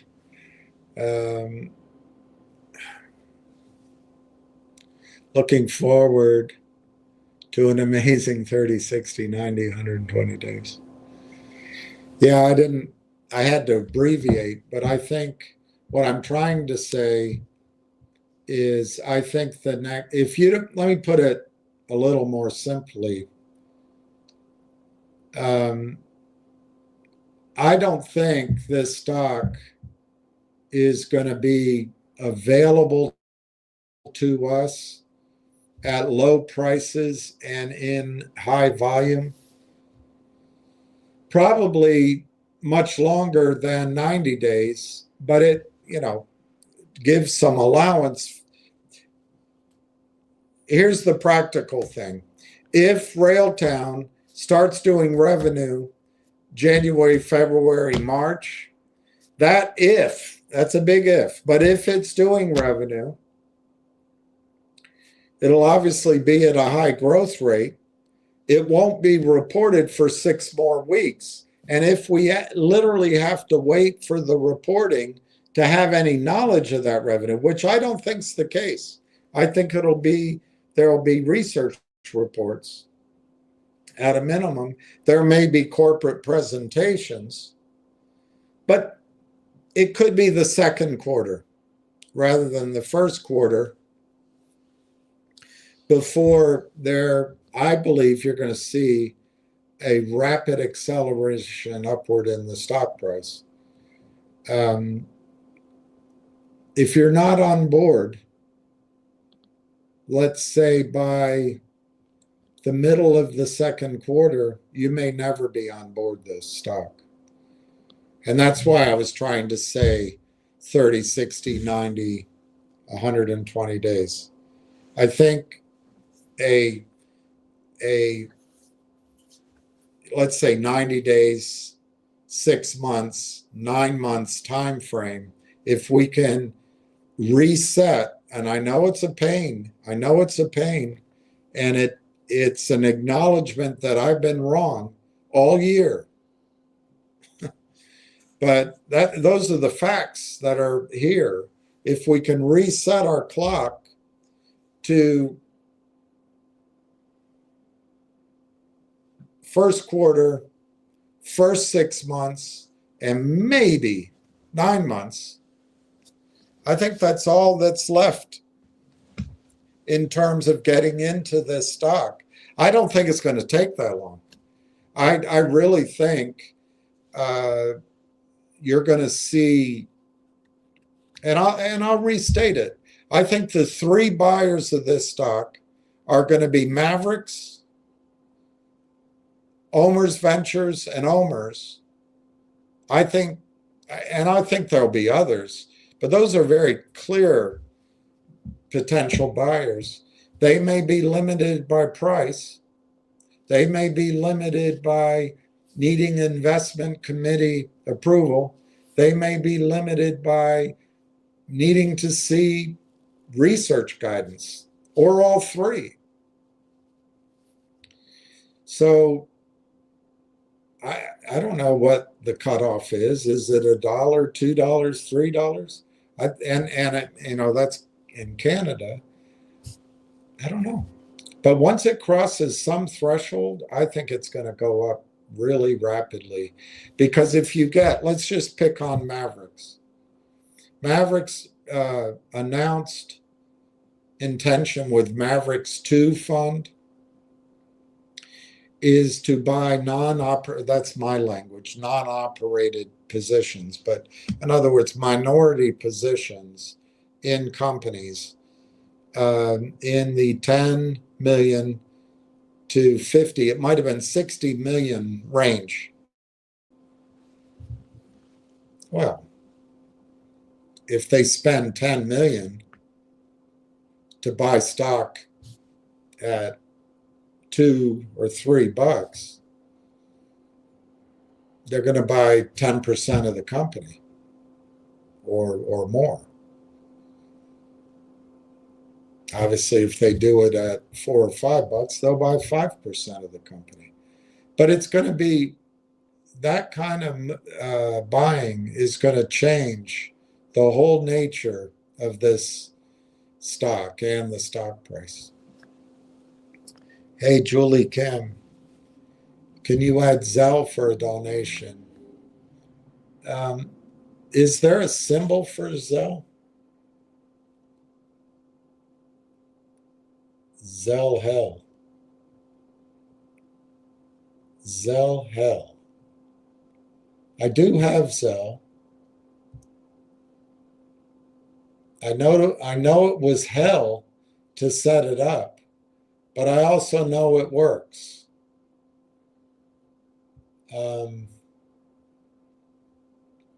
I'll do that for tomorrow, Julie. I'll do that for tomorrow. I don't know how to find it right now. I think I have to sign into my account.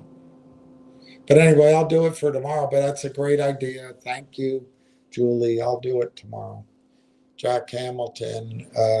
Hey, Donna, good to hear you're taking a break from the snow in your bare feet. Donna, thanks, Jack. You'll definitely hit your 100,000 share goal. And of course, they have the stock in the red now that I've been blabbing on and on. It's like they watch. Somebody just had to get out of 170 shares. That's communication. Somebody else just had to dump 500 shares at 28.31. Just had to get out.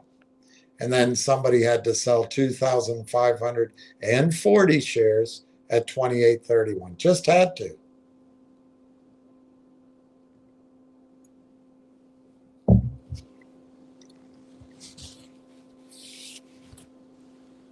There's Ward Richardson. Good afternoon, William and RT crew. RT partnership with Uniserve Communications gives them access to 3,000 small and medium-sized enterprise customers. And Ward, I don't think it's any secret, but it's been explained to me by, I don't know. Actually, I don't know if they know any more than I do. But I'll tell you what I understand. And I will admit that it would be great to see it in a press release or a presentation or a research report. But I believe whether you use LangChain or some other service or Railtown, Conductor, Railtracks, whatever, and you're a small company, a small enterprise or a medium-sized enterprise, and you're a customer of TELUS or you're a customer of some other, I guess Microsoft, or a customer of who else, Amazon, whoever is a hyperscaler, that this is what I don't know. I don't know if Conductor becomes the interface. I don't think you have a choice but to use Conductor. But what it's been explained to me, and I don't really know for sure, is if you're a smaller customer, not some behemoth like, Delta Airlines, but if you're a smaller, medium-sized customer, it's like signing up into your mobile phone provider. You can sign in online, but you can also go sign in for, what's that purple one? I can't remember, but an old one used to be orange, or in London there was orange I had. So you can go sign into Orange, and then you can open an account and transfer your AT&T over to Orange, all on the computer. And then, I don't know, there's probably a fee, but once you're there, you're swapped. My point is, when you're a small or medium-sized enterprise, I think the ability to switch over to TELUS, it's not a big hurdle. It's kind of an online thing. So those 3,000 customers right there, I think I have no idea. Uniserv's 28 years old, something like that. And it doesn't seem like it's a huge company, so those customers may not be huge, but they're obviously loyal. They've been around a long time. If Uniserv, which is a Canadian company, for some reason decided, and I have no idea if this is true, but if Uniserv decided that it's the best way to provide to their customers were to move their hosting to TELUS, oh my gosh, they would just have to go into their Uniserv link up, hit a button, transfer over to TELUS. It would be amazing. I don't know exactly how the movement is, but my overall point is it's not a major thing. It can be done on the computer. It can be done on the interface with your telecom company, as far as I know. And obviously, I have no clue, even when I say that, exactly how that happens. The point is, it's pretty quick, and it's pretty painless, and the customer can do it themselves. So, bottom line, once the TELUS Railtown agglomeration is ready to agglomerate, the revenue stream could start to flow and show growth rather rapidly. It doesn't need a team of engineers to go out to the house. It doesn't need someone making the sales pitch. It just means we go in, we click a few things. So it's pretty exciting, if I'm right. Donna, help. Help. Help me if you can, I'm feeling down.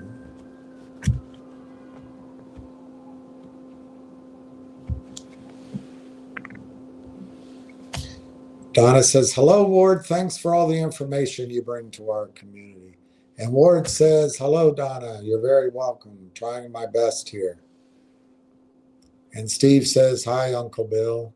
And VO Warriors says, all right, you guys. And William is still a machine. Yeah, I don't know.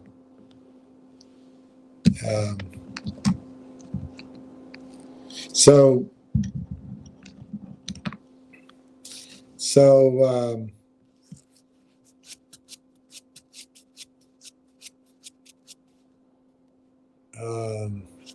let me write that down.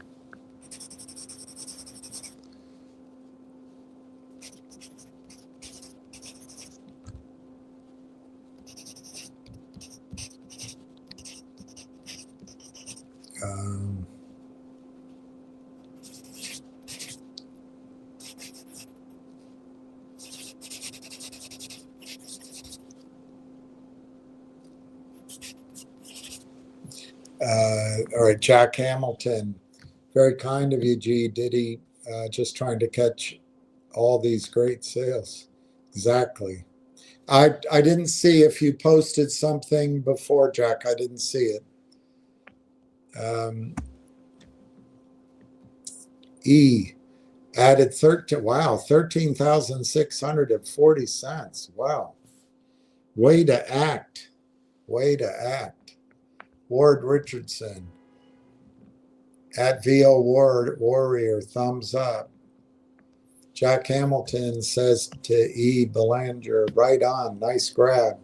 Ward Richardson says, sweet, sweet. Donna says, you got your price.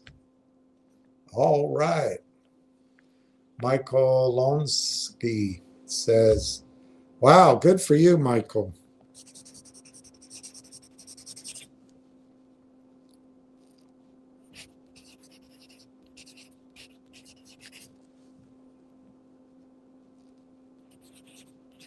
That's awesome. 5,000 is a great purchase. It's awesome.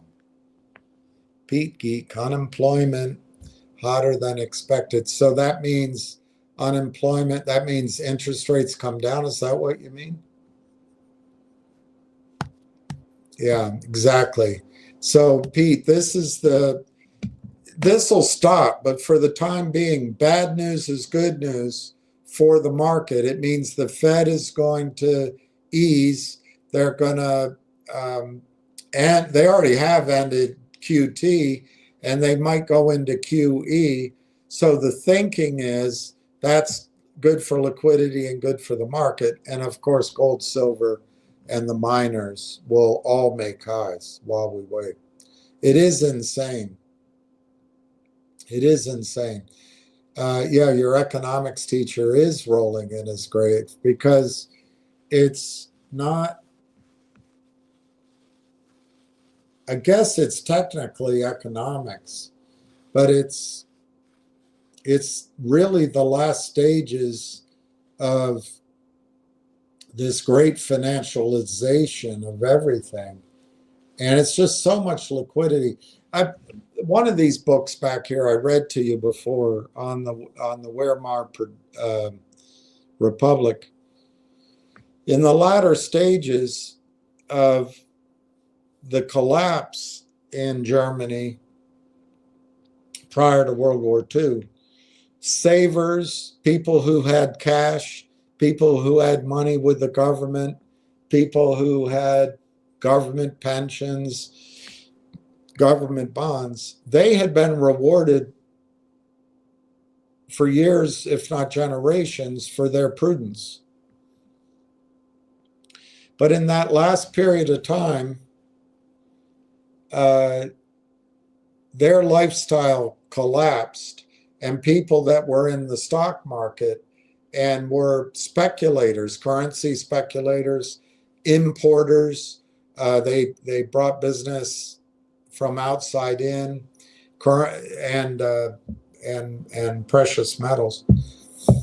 They made all the money, and they were living the life. But then, of course, it ended for everybody. The unique thing about the US dollar versus the mark is the mark was I don't think they had the term hard currency back then, but you know what I mean by that. The mark was one of the, about to sneeze. The mark was one of the, you know, handful of strong currencies, or trusted currencies, I guess.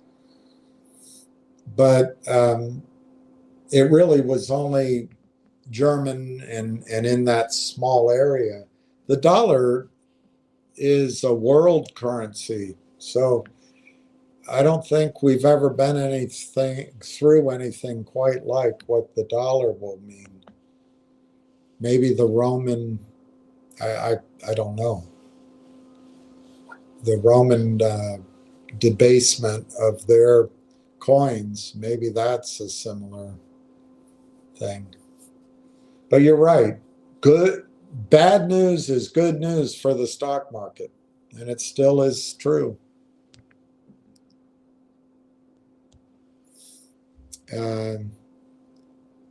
Michael bought 5,350 more, to be exact. That's a lot.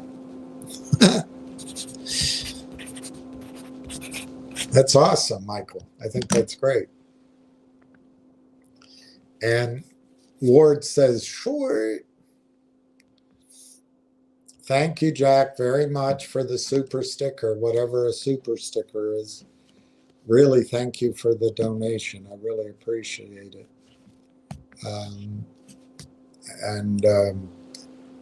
And yes, everything helps. Jack Hamilton, Venmo won't play for me right now. Hope that will work, sir. Yes, it does. Thank you, Jack Hamilton. And I didn't get, if you put a new total up, I didn't get it, but that's all right. I'll get it next time.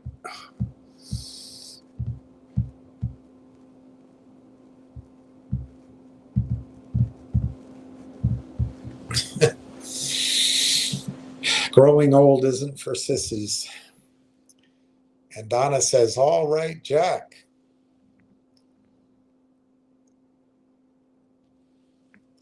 And T. Alex, hi, William, and everyone. Ward Richardson. William, we are in a very good position here with Railtown. The reason I say that is because Wall Street does not know about this company yet. We're ahead of schedule. I agree with you 100%, Ward. I think as the British say, when the penny drops, you're going to see the stock nearly go vertical. And it'd be interesting to find out what Yahoo says the market cap is today.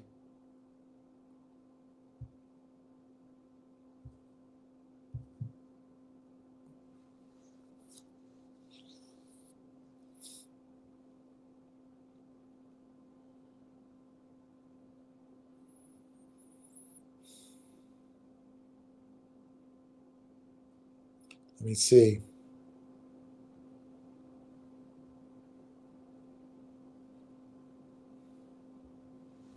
So Yahoo says the market cap of Railtown is 40 million. 40 million. 40,688,000 to be exact. Today's on sale price, the market cap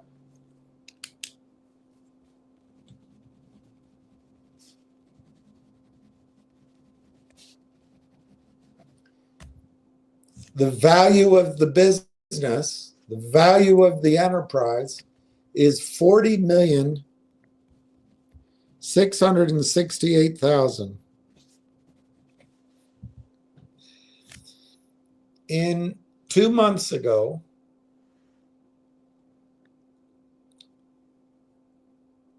and I think it was priced in June, actually. It was based on June numbers. So that's 6 months ago. Lang Chain raised $125 million from institutions at a $1.25 billion valuation. And Railtown's better than Lang Chain. That's my premise. We'll find out when the research comes out.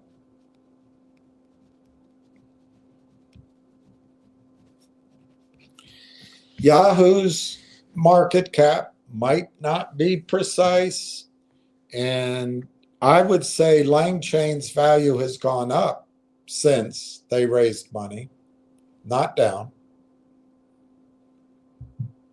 because Wall Street controls those valuations. They climb that valuation ladder, and they're not going to price the next round lower. They're going to price it higher. And they will, because it's how they make money. So let's just check. I think I know the answer, very obviously, but I want to check it out with the exact number. 668. Yep. Lang Chain, as of a valuation based on June numbers, so I think Lang Chain's value has gone higher. But using that old number, Lang Chain is priced at 30.74 times the current market cap that Yahoo shows. 30.74 times. The last price of Railtown is $28.48.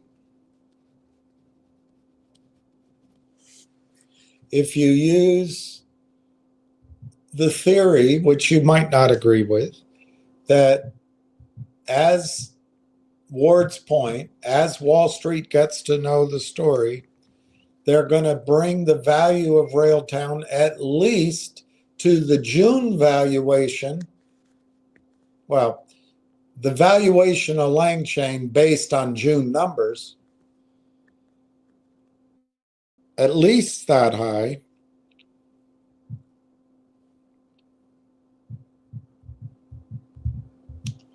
It'll be $8.75 a share.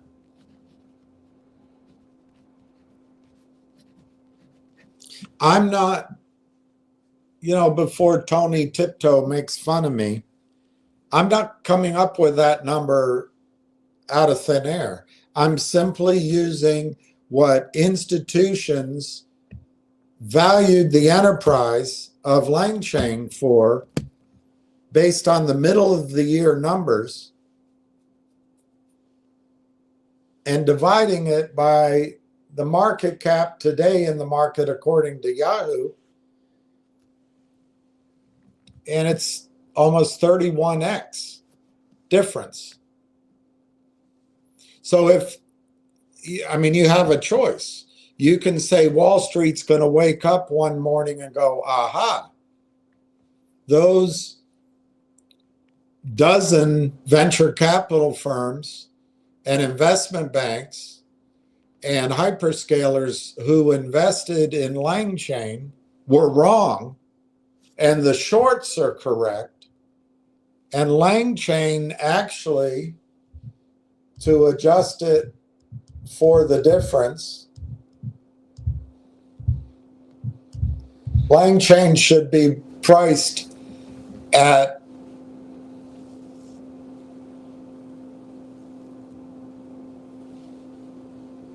I guess 40 million instead of 1.25 billion. You could say that's what's going to happen. I don't think so. I think what's going to happen is Wall Street gets to know the story. Railtown's going to be priced probably higher than 1.25 billion, but it has a shot at being priced at 1.25 billion when they go aha. It's the same or better. That's 31x from here, 30x from here. That's 875. And if you don't agree with me, you say, well, maybe it'll go in between. All right, so maybe it goes to $4.37. That's more than 10x from here. The upside in Railtown from these prices is extraordinary. But we watch, not all of us anymore, because we're gonna quit sin. But we see it today. It's in the red. It's down 0.0048, 28.48. That's one way to look at it. The other way is to say, you know what? I'm not waiting for news anymore. I'm not waiting for research. I'm not waiting for anything. I'm going to block out a month. That gets us through the middle of January. A month to maybe 2 months to maybe 90 days. But in that time, the market is going to go aha. And the market cap of Railtown, if you follow this theory, should approach or exceed the market cap of Langchain. And that's a big move. To go from 28 cents to 8.75.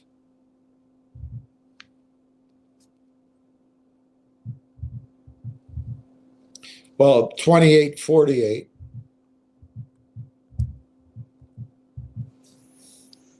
That's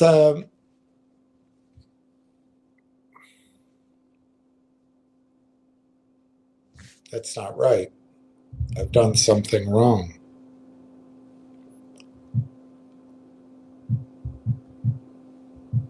It's just another, hey, won't you play another?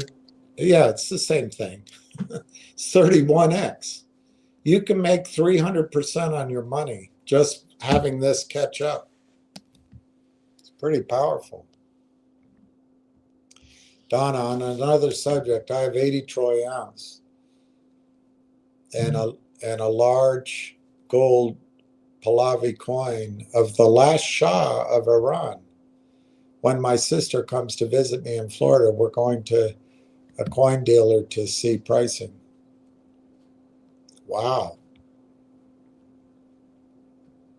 I bet that's valuable. She wants to sell her half, and I'm going to buy her silver, and with my half of the gold coin and half of the... Would you sell and buy Railtown or hold on the coins? Well, I don't know. That Shah coin might have more value than bullion. So if it does, and unless you have some sort of sentimental attachment, if the Pahlavi coin sells for a greater premium than just, American Eagle coin or just a bar of gold or bar of silver, if it has a higher premium, I'd be tempted to sell it and buy bullion, because your goal, let's see, 80 ounces of coins, you don't know what the gold coin is. Well,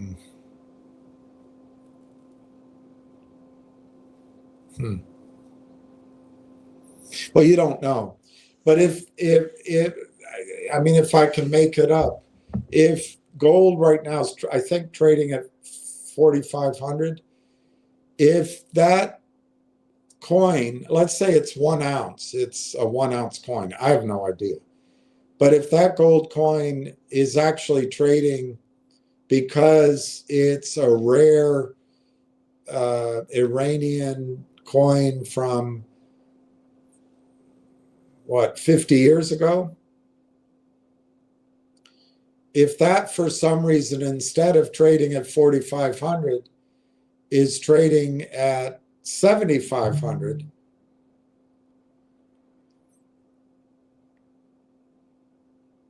I think I'd sell it because I have no sentimental attachment to it. I'd sell it and I'd at least buy more gold. Let me give a different example. If it's 45, gold's 4,500, and let's say that coin's trading at 9,000. I'd sell that coin and buy 2 ounces of gold because now I have more gold. That's how I'd look at it. Because eventually, when gold prices rocket higher, and they're already up, but when gold's trading for $20,000 or $40,000 an ounce, that premium won't matter anymore. It'll be gone. So take advantage while gold prices are relatively low. Take advantage of this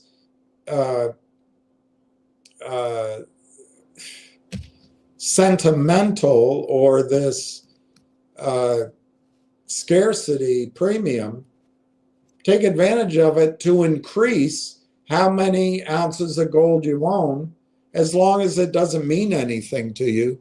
If you can, in my example, if you can double how much gold you have by selling this rare coin and buying more bullion, I would do that, because as gold goes to 40,000, rare coins are not, the premium on rare coins are not going to go that far above 40,000. So you're going to be better off owning 2 ounces of gold.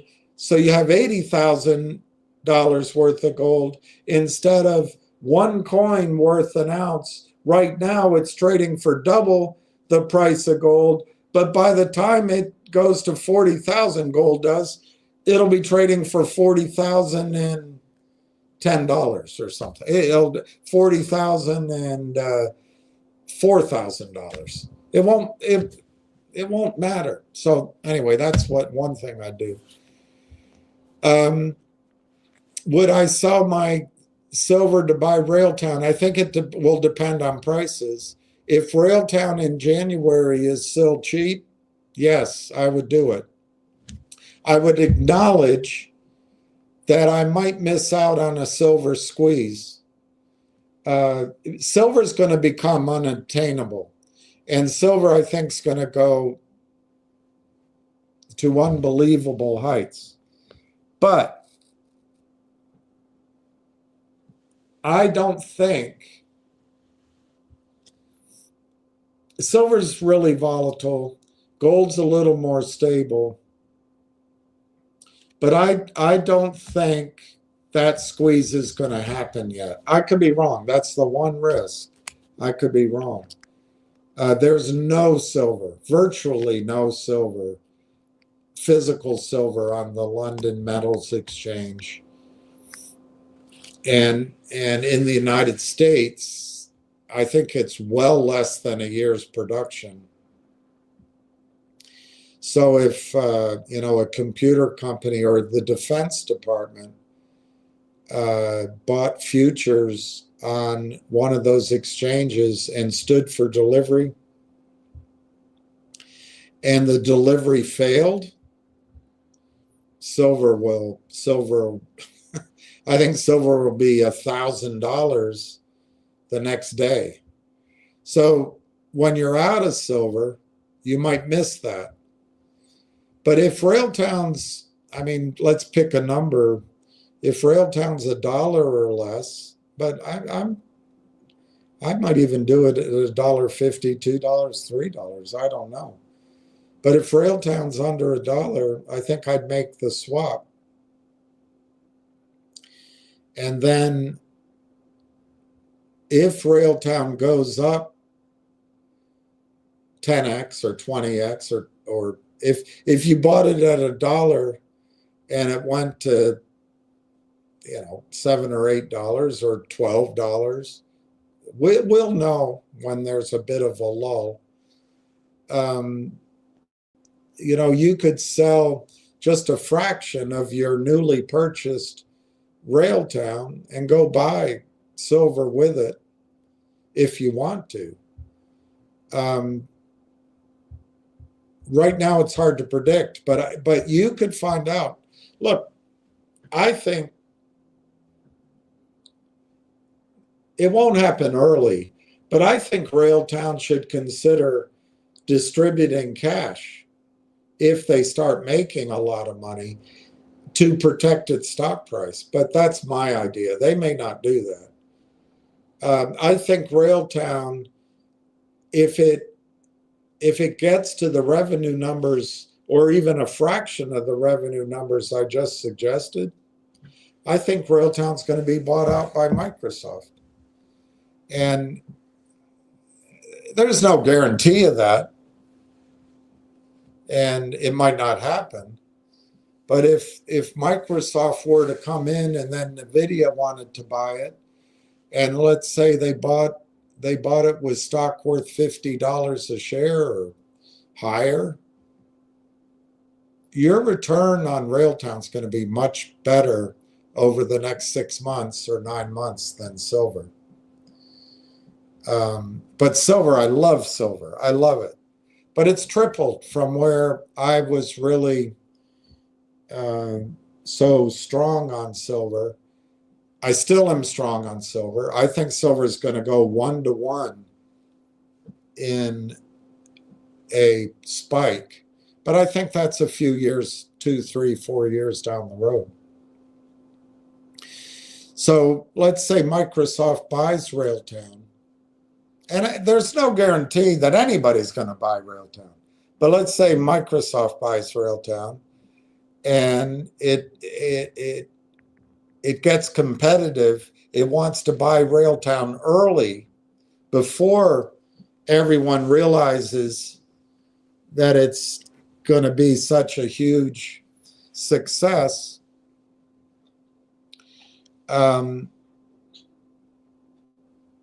And let's say they buy it at $25 and shareholders go for it instead of my higher numbers. That's still a great return on Railtown.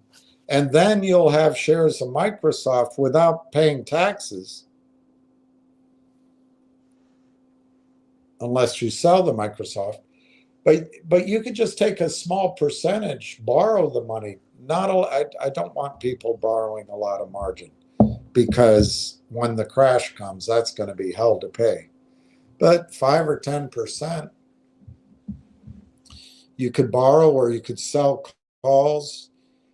As I showed yesterday, just the income at a less than 1% dividend on Microsoft could start giving you more money than you invested in Railtown annually.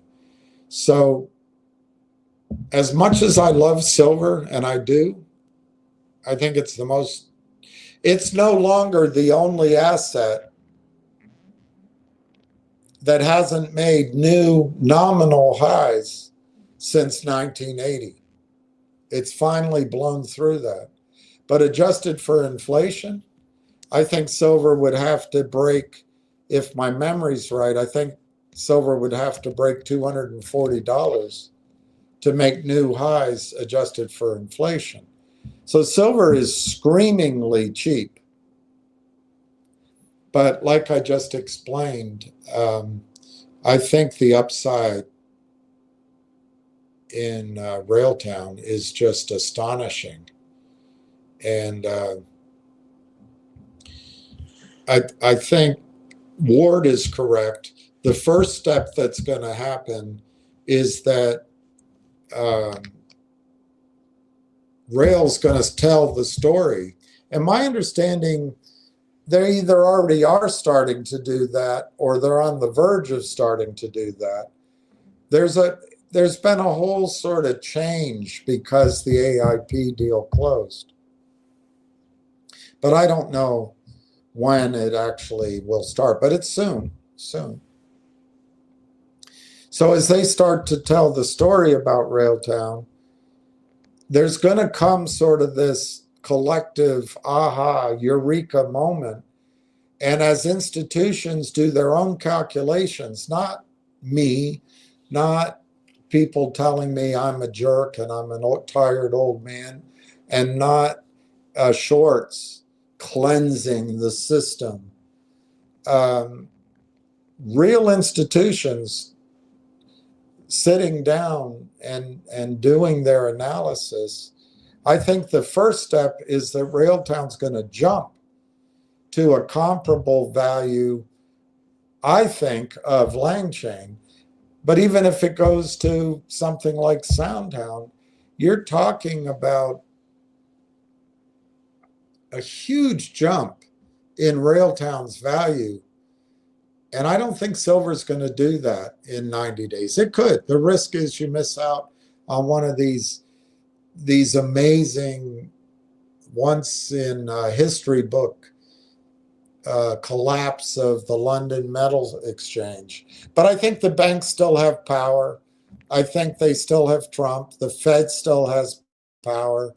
The US military can still go get collateral by creating a regime change in Venezuela so the banks can lend money to the new regime, bringing that collateral into the banking system.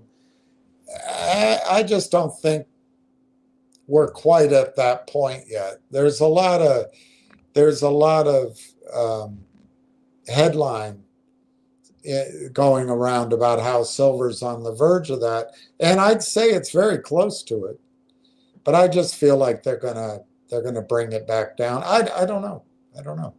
They brought it back down. My last, like a month ago or so, when I said I feel like it's coming back down, it's now back up. So it's gonna go up. Probably by the time you get it, it's going to be a higher price. But I don't even think silver will. Let's say it goes to $75 by the time you get it. That could happen. But I don't think silver will double even before Railtown goes up 10, 20, 30x. So I'd make that swap.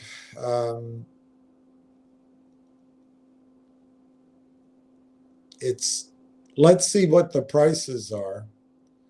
Would I do it if Railtown were at 350? I probably still would, because I think Railtown's going to go to $35 or $55. But it gets a little harder. It gets a little harder to call. But that's my answer right now. Hypothetically, I would buy Railtown. But Don, I can't give you specific advice because I don't know your other financial situation. Silver is beautiful. Gold is beautiful. Outside the system, that's your protection against total collapse. But if you have other assets, other income, you obviously have homes. I think the risk of being out of some coins that you forgot you owned, being out of them for 90 days or 6 months while you're in Railtown, I hate to say it, Railtown could squeeze too. I hope not. But if Railtown's purchased, I think you're going to be glad to be there.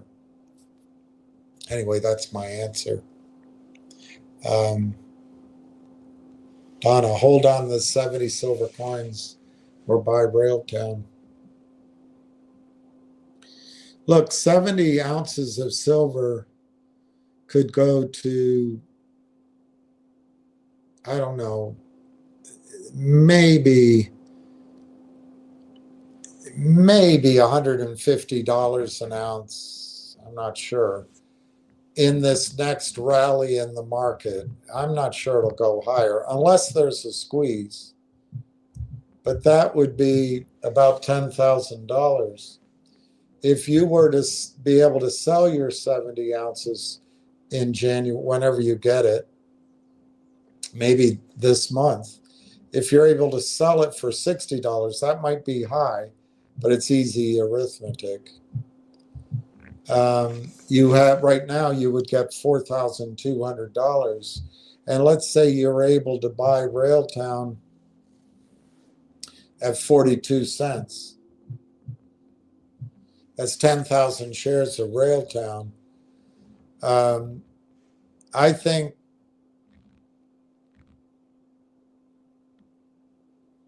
using Ward's observation, once Wall Street understands what Railtown is, I think Railtown's a $5, $6, $7, $8 stock. So let's just pick one.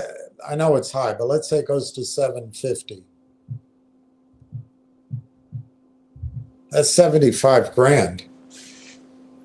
And you can sit down and do your own arithmetic, but I think Railtown's a better place to be than the silver coins, particularly if you can sell the coins and buy Railtown, down in these prices. I think now, this is my opinion, it's not a guarantee, but I think Railtown is now the slam dunk trade that I thought silver was for the last year, 2, 3 years. I think I would rather own Railtown right now. And, you don't have to, I mean, using that example, if Railtown goes to 750, I think it'll go higher once it gets there, but just stop it right there.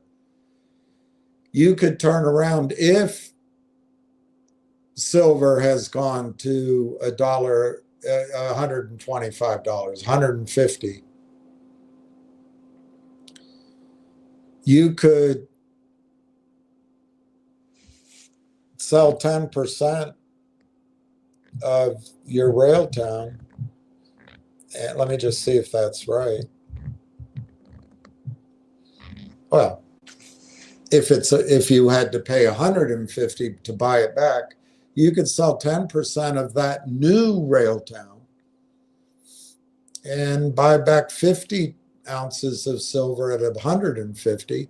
I would imagine if you bought it back at 100 or at 125, you could replace your 70 ounces of silver and you keep this new 90%, or, you keep, I'm trying to do it in my head, roughly $67,000 worth of Railtown for free. So that's what I would do. Even with 80 coins, I'd do that. Even with 80 coins, I would do it.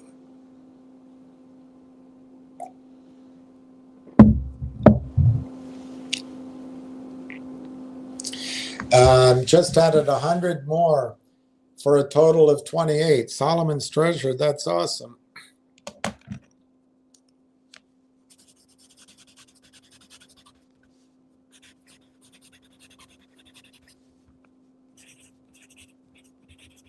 It's awesome. Good job. Michael Lonsky, I got into Sprott Physical Silver Trust at $9, and it's now 21 because of me. Yay, yay, yay, yay. Good for you, Michael. Good for you. That's a beautiful asset. It's a beautiful asset.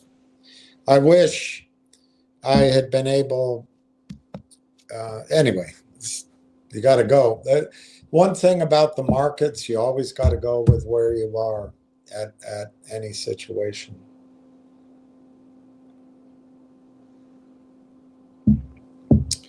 Sam G. Could this selling be because of various AIP members selling their shares that Railtown used to acquire them? Perhaps some people needed cash. Yeah, I think, Sam, I'll try to do it before the next show. Let me make a note.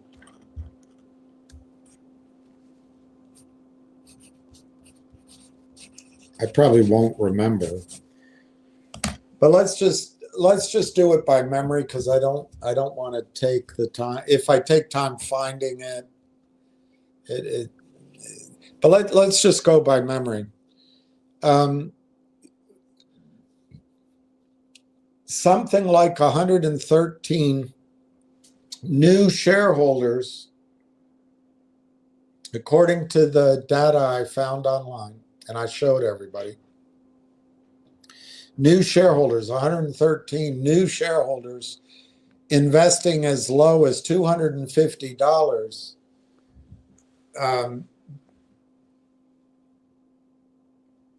I don't remember when that was. Was it 2023 or 2024?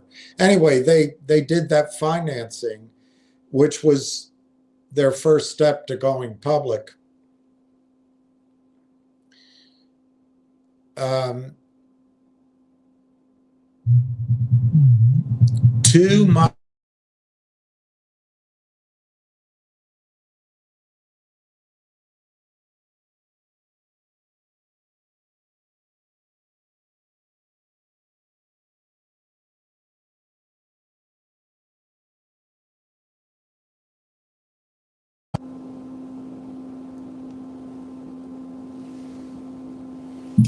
To my memory, and right now I'm questioning myself, because I think the number I read might have been different, but it doesn't matter, Sam. Those people, those 113 people, put as few as $250 in, and probably a lot more, in a very illiquid investment called AIP. And, AIP,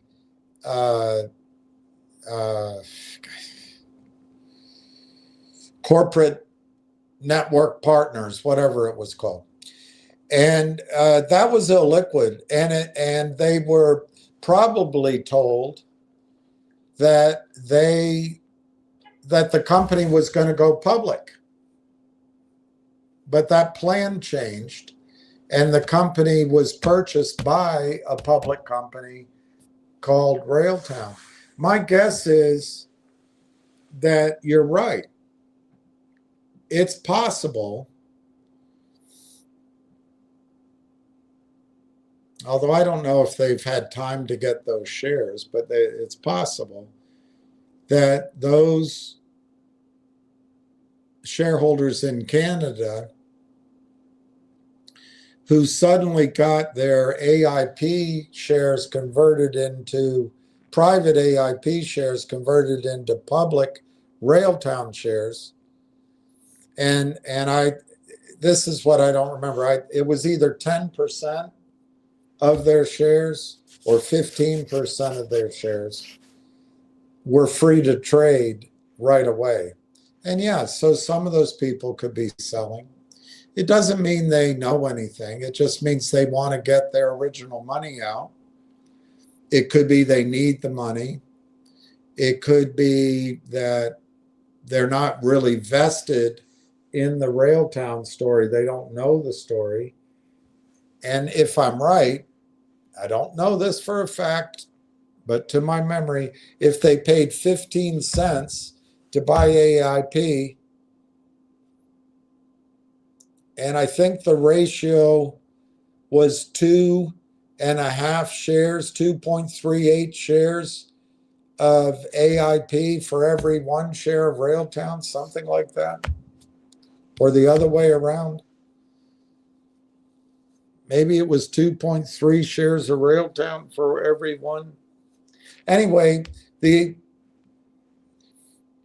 just theoretically, because I don't want to look it up, if they paid 15 cents and they can sell it for 50 cents or 40 cents. Maybe some people are. Yes, it is possible. I'll try to get exact numbers because I'm trying to remember, and I just don't want to look it up right now. But yes, it's quite possible that they're selling. But if they are, remember this: they can only sell once. I think they're making a mistake, but Sam, year end, you're going to see tax loss selling. You're going to see advisors, whether it's wealth advisors or stockbrokers or lawyers or accountants, telling their clients, hey, why don't you just get out of that? And so you're going to have year end selling. It happens every year. And you're going to have people that, maybe put in 15 cents. The deal was priced at 50 cents. They see it at 40 cents and they, oh my gosh, I better go ahead and sell that. So yes, it's possible. It's not a lot of stock though. The again, by memory, the 50 million shares were at least half, maybe 30%, maybe 30 million shares, not 25. So maybe 30 million, 40 million shares. I don't remember, are all restricted because it's insiders. The big bulk of the shares given to acquire is going to insiders, so it's restricted for like 3 years.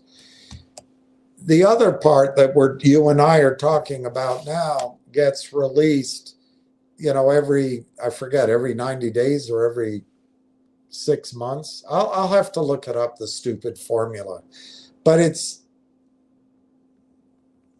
I believe it's either 10 or 15% of a smaller subset of the shares issued are free to trade right now. If I had to guess, it might be 1 million shares. 10% of, maybe it's 2 million shares are free to trade, but not every. No, I think that's wrong. Let me figure it out. It's 20 million. Yeah, maybe it's 2 million shares are free to trade. But not everybody's going to do it. Not everybody's going to sell. But yes, it could be some of those trades. I will try to go through the formula and break it down so next time I can give a better answer. I let her take my gold Pahlavi coin because someone else stole hers. That's very nice of you. No sentimental value. I'm going to get her to bring my coin back if it has historical significance to me. That's nice.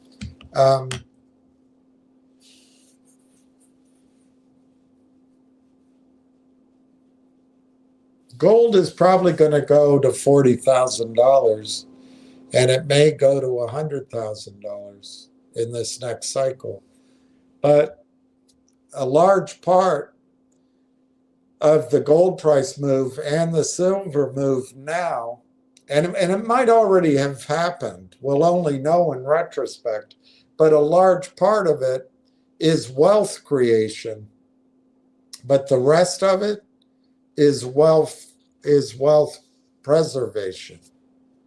It's wealth preservation.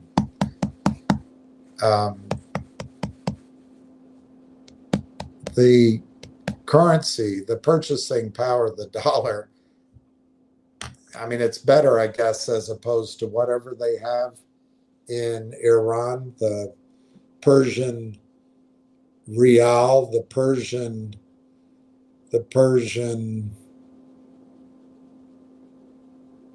I can't even think of what Persia used to have. It's probably once Pahlavi went in, it was called a dollar, maybe. I don't think it was a pound. Anyway, the dollar's probably done better than Persian currency, but the dollar's declined in purchasing power quite a bit, and that'll continue. My gold necklace has no sentimental value to me. Don't tell your husband. Phil Haynes, are there any stocks on the over-the-counter going for more than $20? Well, I'll try to look into that, but everything's changed now that it's computerized. The New York Stock Exchange used to be a distinct physical exchange. The American Stock Exchange used to be a distinct physical exchange. The NASDAQ, which I can almost remember the National Association of Security Dealers quotation system, quotation network. Anyway, NASDAQ was set up as a computerized quote system, and it didn't have per se a physical trading location. It was based down here on K Street. But NASDAQ shares, there were trading desks and market makers and firms made a market in NASDAQ stocks. But the NASDAQ used to be the over-the-counter market, the main one and the best one. And then there was the over-the-counter trading below NASDAQ, and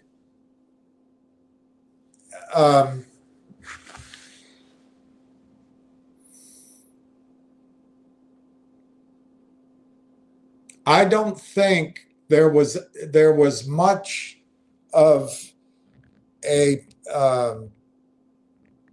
delineation or as much of a distinction. Once you were off NASDAQ, I think you were pink sheets. That's my memory. So the over-the-counter used to be, at least as far as we were concerned, and what we were allowed to trade in, it was NASDAQ. And then the penny stocks, the pink sheet stocks, and we always, you could trade them, and you had to get permission, or your clients would trade them unsolicited, or they'd bring in shares. And we used to have pink sheets where you'd go look up the quote, and if a client said to you, I want to sell it, I was a big shot for a while. I could call the desk, or I could call directly. But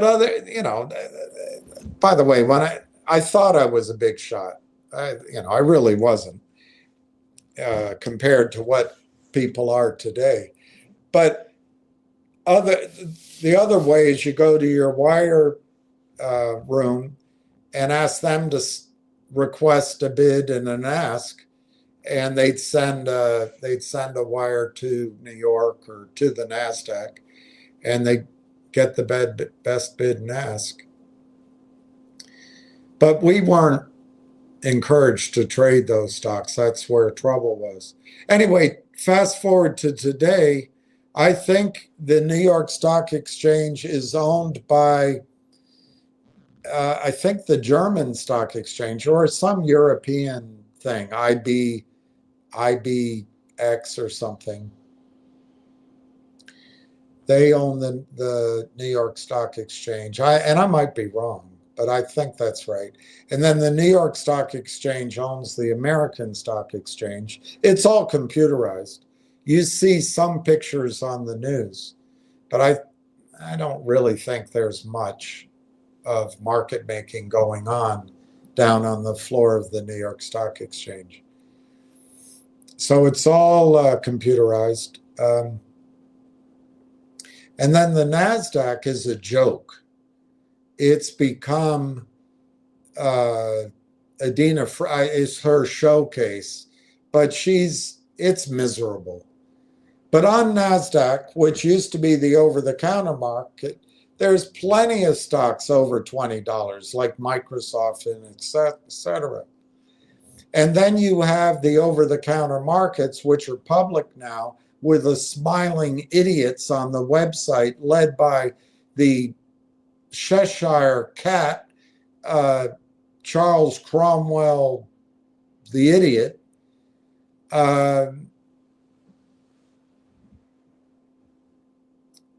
That's just set up. That's just a joke. The over-the-counter markets are set up so you lose money and companies go out of business. But I can't think of any that are $20 or $50 because they all think that if they uplist to the NASDAQ, they're doing something great. But they're not. They're just going to be slaughtered up there as well. And I'm not even sure uplisting to the New York Stock Exchange protects companies from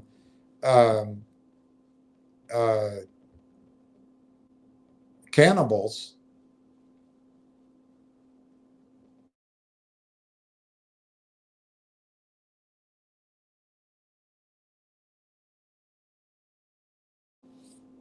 What protects companies is if there are institutions or funds that have purchased the stock. And then those funds have a vested interest or retirement portfolios or, managed money. Those funds then have a vested interest in staying informed, creating research, and they will buy against the shorting. But if you're just a company that uplists in New York and you have no sponsorship from institutions, you're going to get slaughtered too. The whole thing is a nightmare. Phil Haynes, I'm new to the OTC. Well, this OTC, you shouldn't be trading. You should not be trading.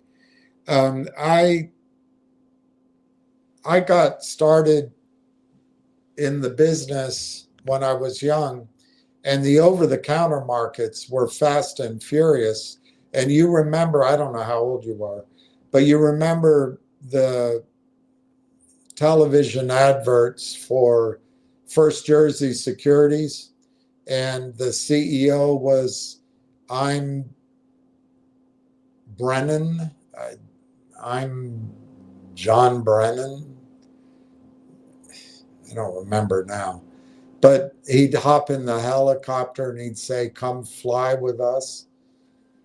The over-the-counter market was just entirely hot back then. And the dealers, there were investment banks all over the place, and they would make so much money, and the CEOs would cheat. A lot of them would cheat.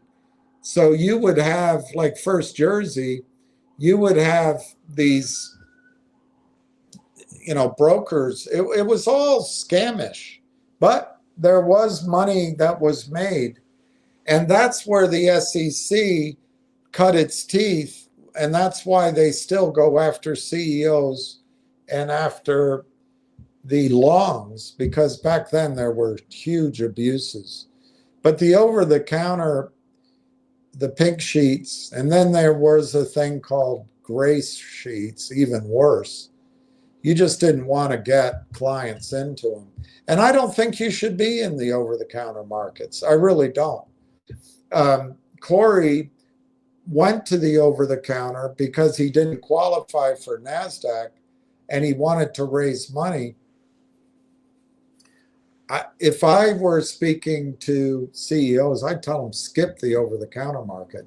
If you need to raise money and you go on the over-the-counter market, you're going to be destroyed if you don't know what you're doing. Now, one thing Corey could do, if he starts cash flowing, maybe I'm wrong with my target of $1 a share in cash flow. Maybe it's 25 cents a share in cash flow. It's still huge. I'm telling you, it's huge. They could start distributing enough cash and do it unpredictably. Do it once a month, but don't have a schedule. Just announce it and do it at a level. I mean, if you distributed right now 3 cents a share, that would be 10% yield. So distribute 10 cents a year, or hell, distribute, if you're doing 50 cents in cash flow, distribute a quarter a year. At 10%, the stock would go to 250. And the shorts wouldn't have a whole lot to say about it.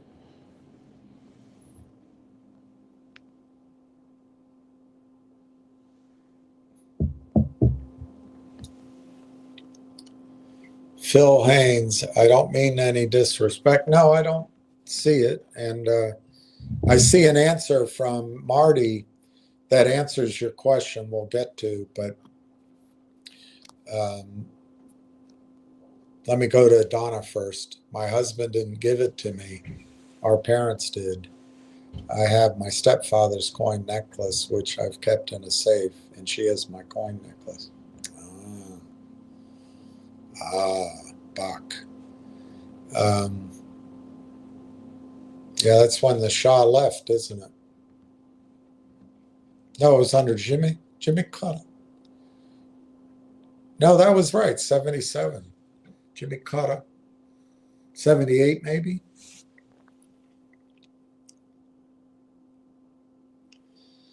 Yes, Phil, there are 500, 700 billion market caps on the over OTC, like Samsung.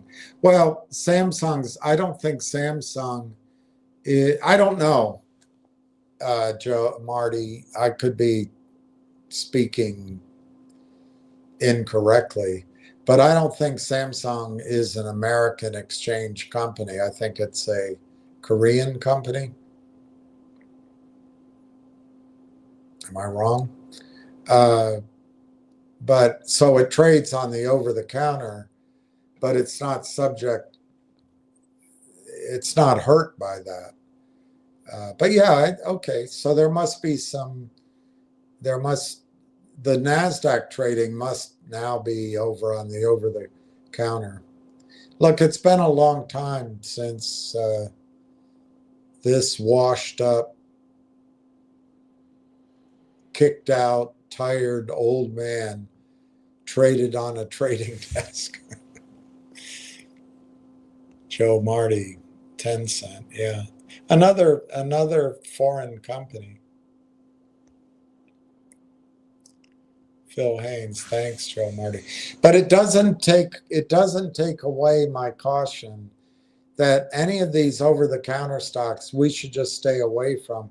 But there's no one hard, fast rule. And if you hear about there's a lot of companies. Let me say something that's going on. There is no capital formation anymore in the United States of America. All of that hotbed of innovation and creation that happened because of U.S. markets, it's all gone.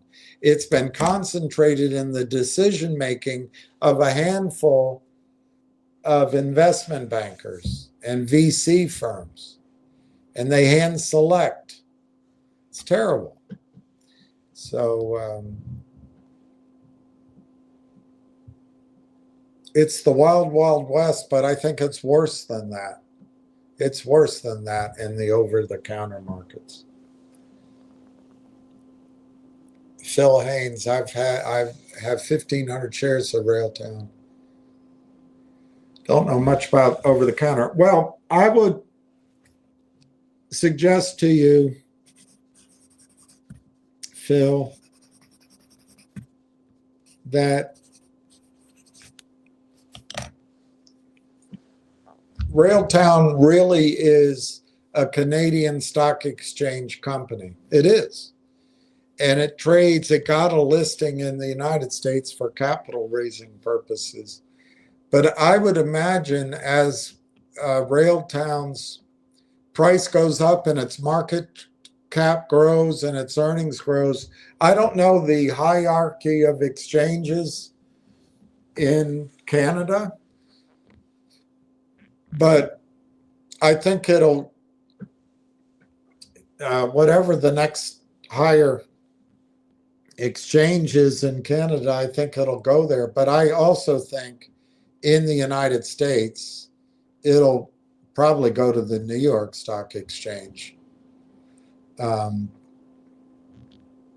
We'll find out, but that's what I think.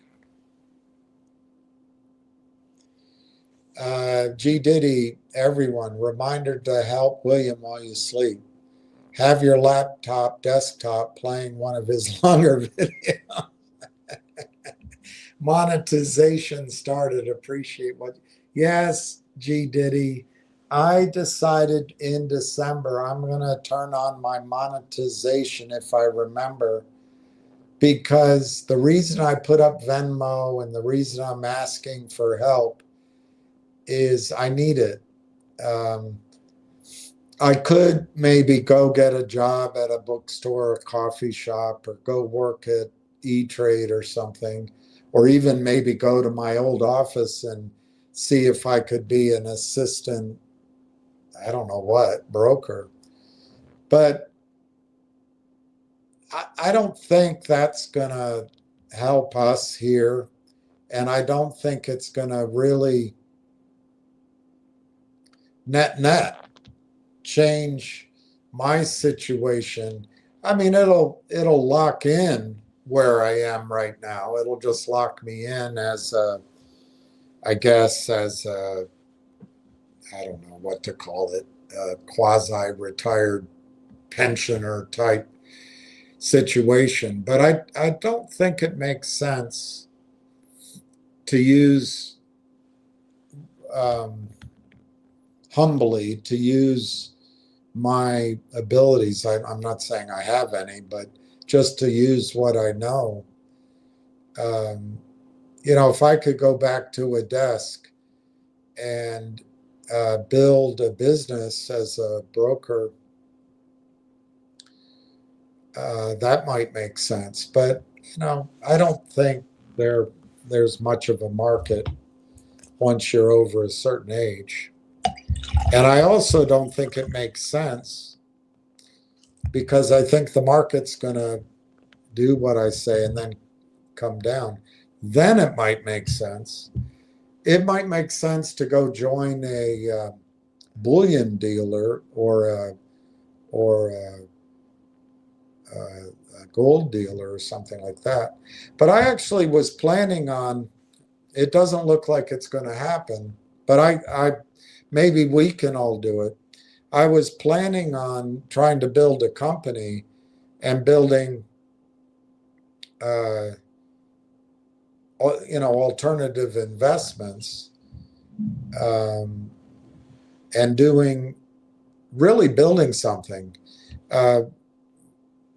But that's not going to happen right now, and it may not happen at all. But if I go take a job at a government job, that's never going to happen.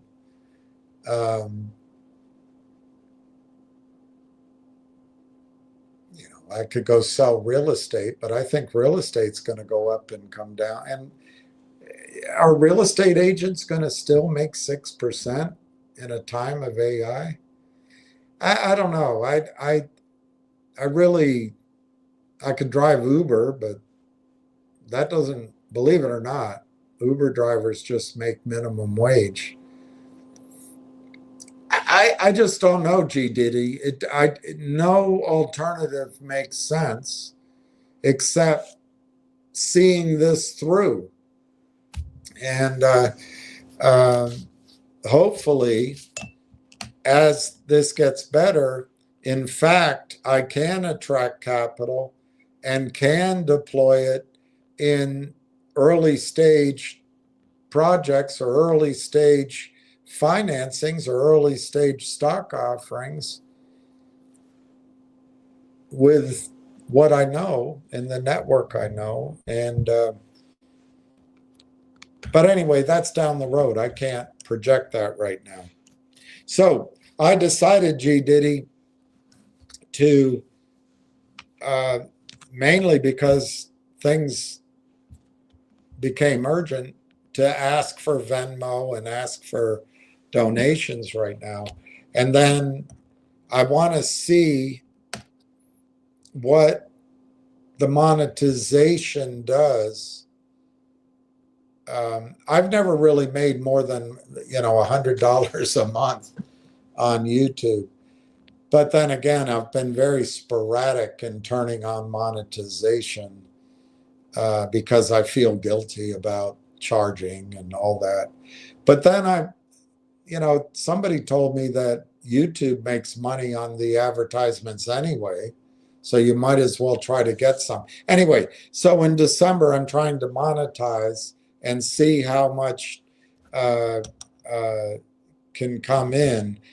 What I've noticed, so far, it's less than $100. But maybe as I learn how to do it, I can learn ways of making money on YouTube. People make money with YouTube. I just haven't been able to. But anyway, that's why I turned it on. Hey, Phil, thanks. You're the greatest. Yeah. To my dog, I was. Lucky thought I was the greatest. E. Belanger, when you have a stock like Railtown on two exchanges, is there a mechanism that ensures prices remain roughly the same or is independent? Well, it's called arbitrage. And I don't think there's any mechanism set up to make the prices move in lockstep. But I don't think there's any such thing as a market maker anymore. It used to be the job of the market makers. But what happens, and that's why the stock's down, what happens is the high frequency computers, they even it up. And they're constantly taking a penny or half a penny, a quarter of a penny, a tenth of a penny, and they're just going back and forth. It's arbitrage. So if the Canadian price right now, let's just quickly look at what the Canadian price was on the close. It was, I think, 39 cents. No, it's 41 cents. The Canadian price was 41 cents. So if you take,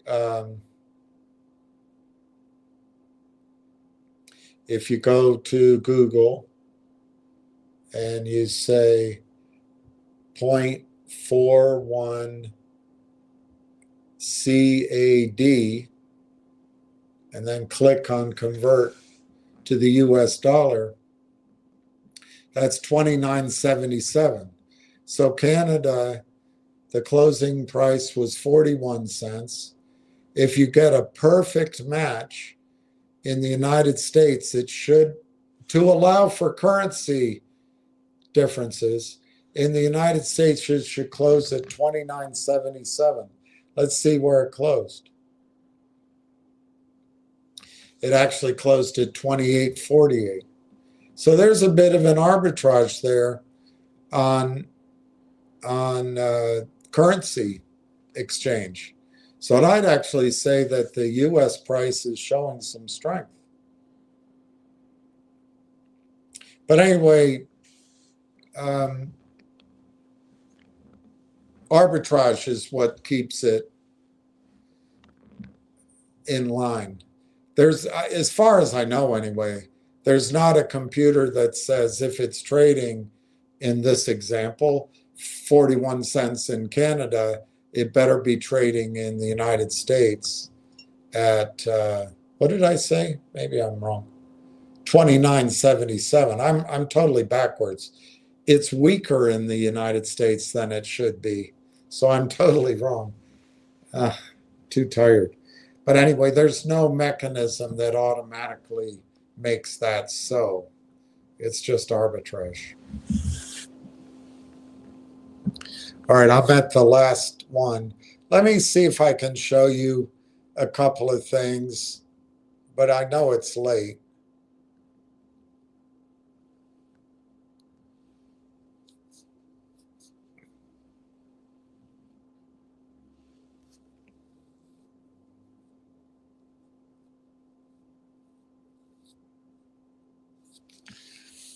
I found an article that's 67 pages long.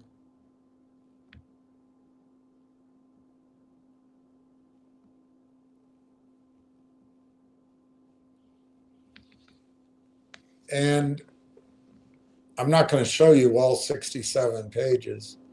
And oddly, it's on the SEC website.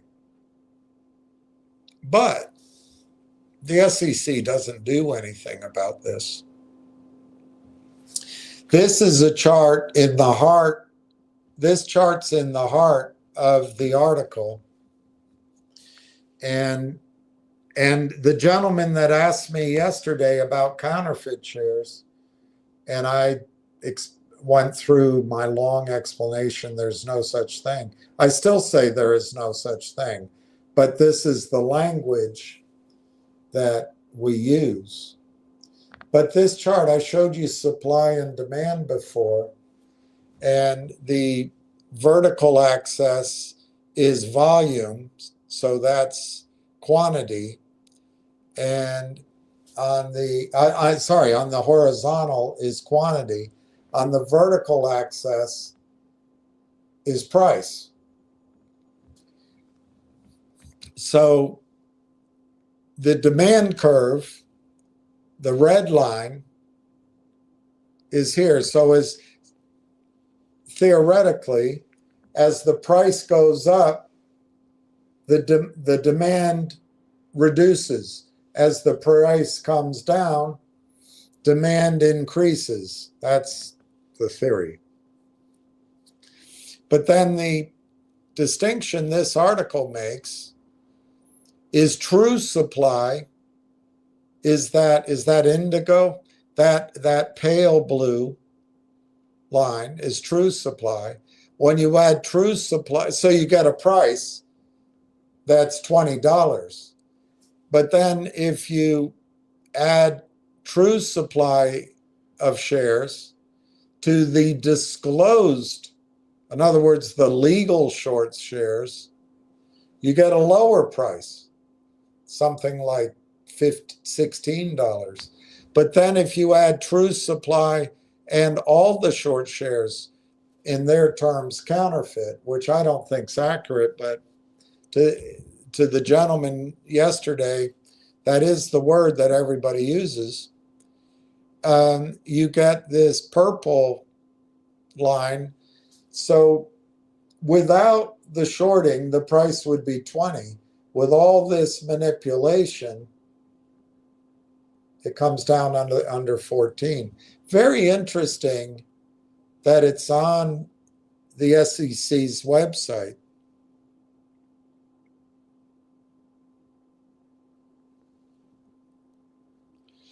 In the body of the document, it also has this, discussing shorting as an iceberg.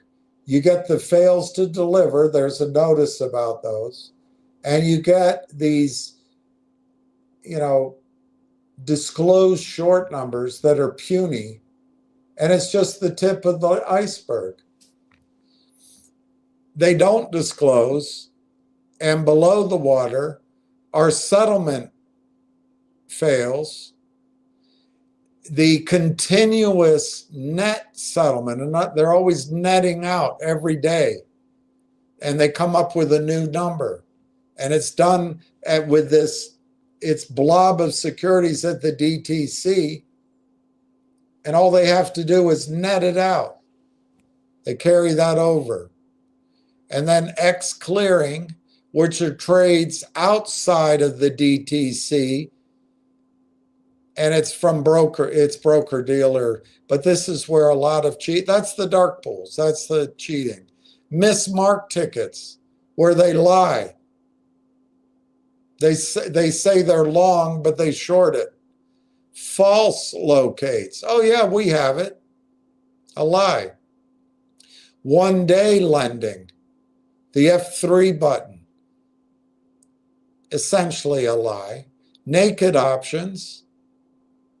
This is when they work with the options trading. It's when you create synthetic shares or other things, other mechanisms I can't even begin to understand. Illegal stock lending. This is when you lend shares, for example, against a toxic convertible note that you're going to have shares in 6 months. That's illegal. Perpetual rolling, just rolling the trade, rolling the trade. Foreign exchanges, Frankfurt. The problem is so massive. When you call your investment banker, hey, is this going on? Oh, no, it's not happening. You call an attorney. Nah, that doesn't happen. You call a lobbyist. Oh, no, shorting has gone on for hundreds of years. It just cleanses the market. You call Ann Wagner. Well, we don't want to find all this. This is protected by privacy rules. It's incredible. It's just incredible. It's so I just want to read a little bit of it to you. But first, I want to show you something about Microsoft. Microsoft, according to Google, has over 400 data centers across the world. I want you to imagine something. And again, these are my theories, and we will learn more information. But what if, let's assume that conductor is the bee's knees, and conductor proves its concept on 2 data centers in Canada owned by TELUS. And because of that, let's assume Railtown grows its revenue from essentially 0 to 250 million in the span of several months. And remember, I'm talking about forward projection. 2 data centers.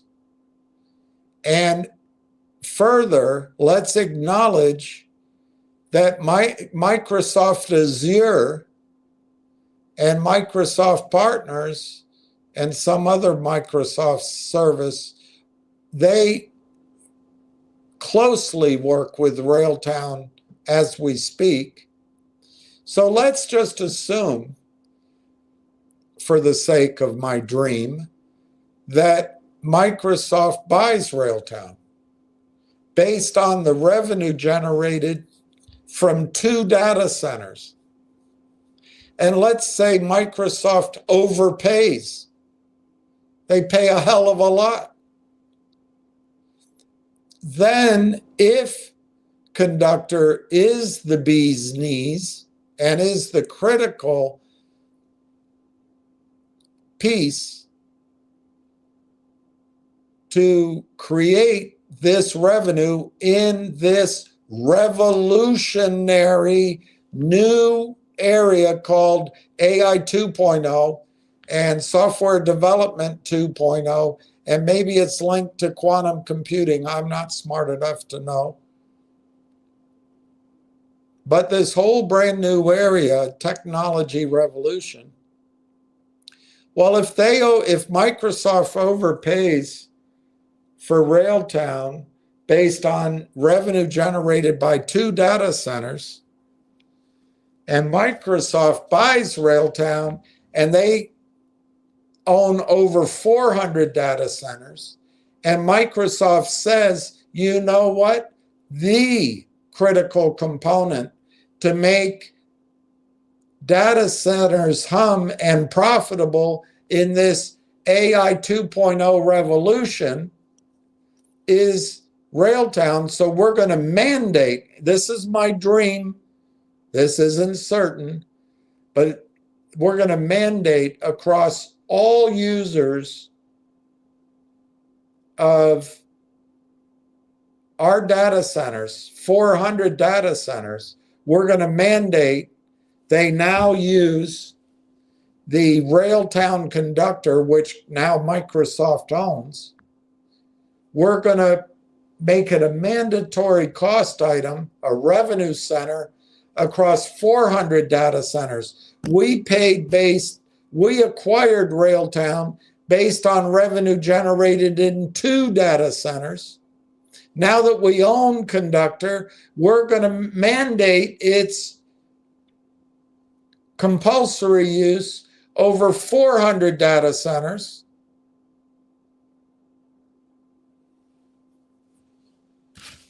Can you see that whatever Microsoft paid for Railtown could pay for itself if, and this is my big assumption, if Conductor is the first, the best, and maybe the only in its category? Do you see why Microsoft might come in and overpay if it is an amazing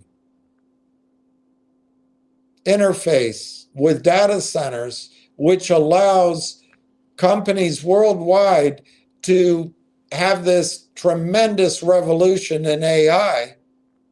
Do you see why Microsoft might be willing to issue shares to acquire Railtown? Because they can place it once it is a proven proof of concept that generates this valuable revenue. They can mandate it across 400 data centers. Of course, if it needs NVIDIA, maybe NVIDIA wants to buy it. It's a huge story, ladies and gentlemen, that even I can't explain to you. That's why I can't wait for research. And I could be wrong. Anyway, this is this article, and I'll show you the author as we go through it. I forgot. It's at the end, not at the beginning. This is on the SEC website. And I'm going to finish with this, even though I am cold and would rather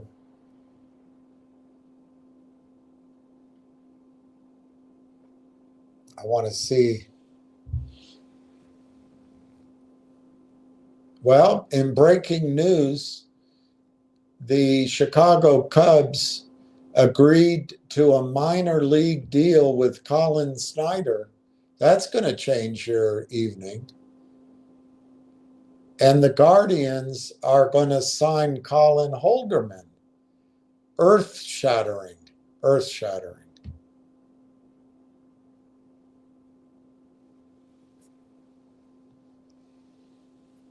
All right, let's go through this. This is on the, you can access this on the SEC website, but they don't do anything about it. But I want you to know, somebody else, clearly smarter than I am, wrote about this, it looks like a decade ago.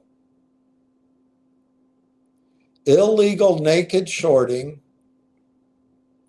and stock manipulation are two of Wall Street's deep, dark secrets. These practices have been around for decades and have resulted in trillions of dollars being fleeced from the American public by Wall Street. In the process,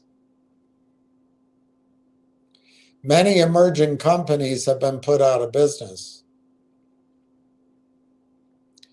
This report will explain the magnitude of this problem, how it happens, and why it has been covered up, and how short sellers attack a company. It will also show how all of the participants, the short hedge funds, the prime brokers, the depository trust clearing company, they all make unconscionable profits while stealing from the small American investor, and why it goes on unabated. Why is this important? This problem affects the investing public, whether invested directly in the stock market or in mutual funds, IRAs, retirement, or pension funds that hold stock. It touches the majority of Americans. The participants in this fraud, this is just hope, which, when fully exposed, will make Enron look like child's play. I think it has been fully exposed. But the banks own the journalists, they own Congress, they own everybody. The participants in this fraud, which, when fully exposed, will make Enron look like child's play, have been very successful in maintaining a veil of secrecy and impenetrability. Congress and the SEC have unknowingly, are they really unknowing? Helped keep the closet door closed. The public rarely knows when its pocket is being picked.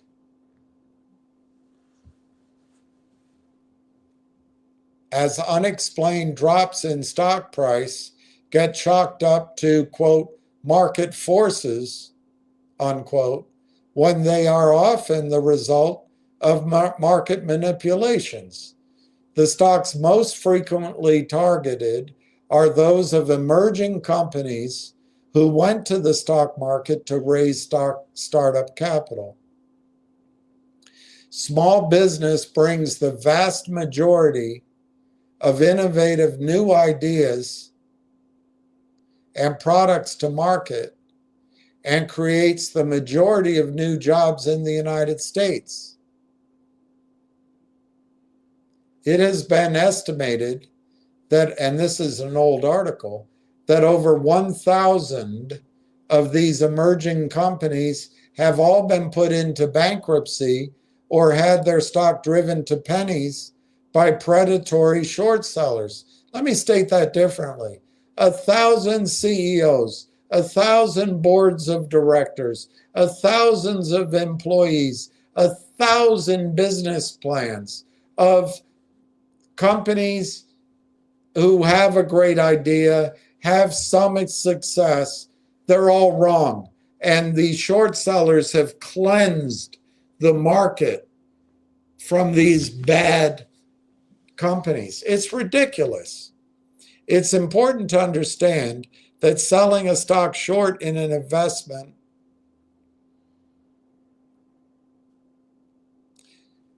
that selling a stock short is not an investment in American enterprise, in the American dream. A short seller makes money when the stock price goes down, and that money comes solely from investors who have purchased the stock. That's you and me. A successful short manipulation takes money from investment in American enterprise and diverts it to feed Wall Street's insatiable greed the company that was attacked is worse off, and the investment public has lost money. Frequently, this profit is diverted to offshore tax havens and no taxes are paid. You think, and I came to this conclusion partly because guys like him taught me, but partly because of just going through it and my knowledge, but also learning and reading these other things. But here's a report that explains it.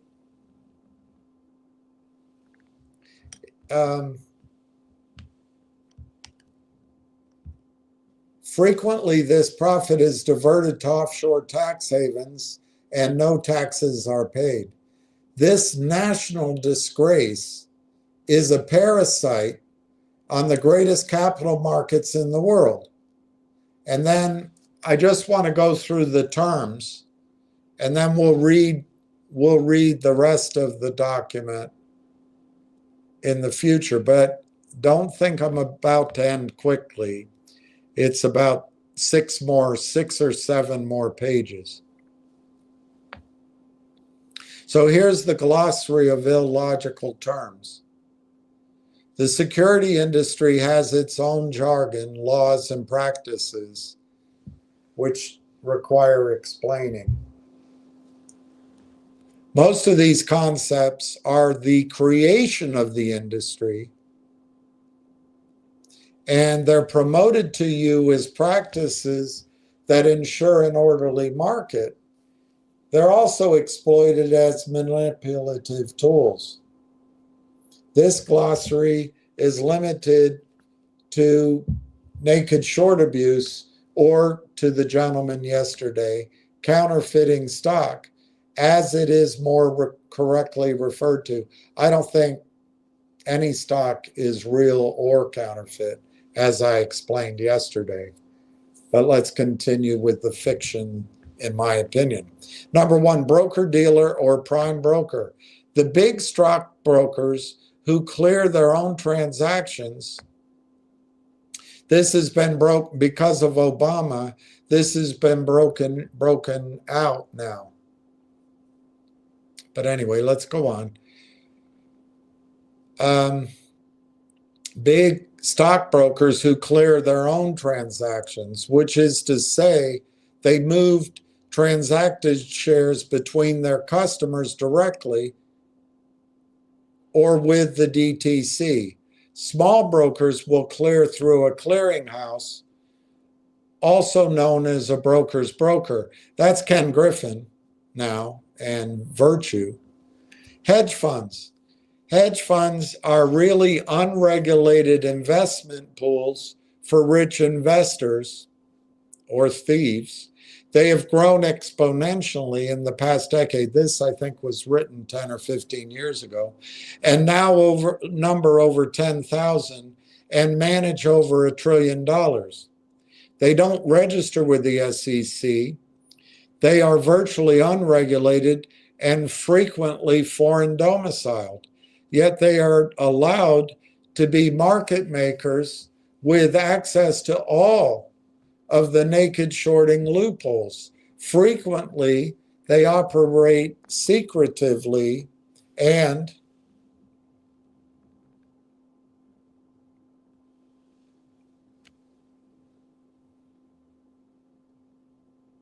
collusively.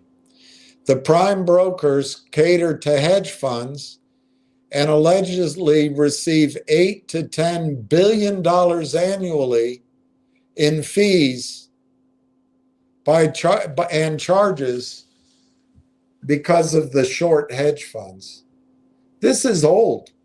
$10 billion is a lot of squid. Number 3, market maker. This is supposedly a broker, a broker-dealer, or hedge fund who makes a market in the stock. In order to be a market maker, they must always have shares available to buy and sell. Market makers get certain sweeping exemptions from SEC rules involving naked shorting. short seller, an individual hedge fund or broker or institution who sells stock short. The Securities and Exchange Commission. The SEC is the federal enforcement agency that oversees the securities market. The top level management is a 5-person board of governors who are appointed by the president. 3 of the governors are usually from the securities industry, including the chairman. The SEC adopted Reg Show in January 2005 in an attempt, sorry for my language, in an attempt to curb naked short abuse. No, they did it to continue it. It's a fig leaf. The Depository Trust Clearing Corp, usually known as the DTCC, this privately held company is owned by the prime brokers, and it clears, transacts, and holds most stock in this country. It has 4 subsidiaries, which include the DTC and the NCSS.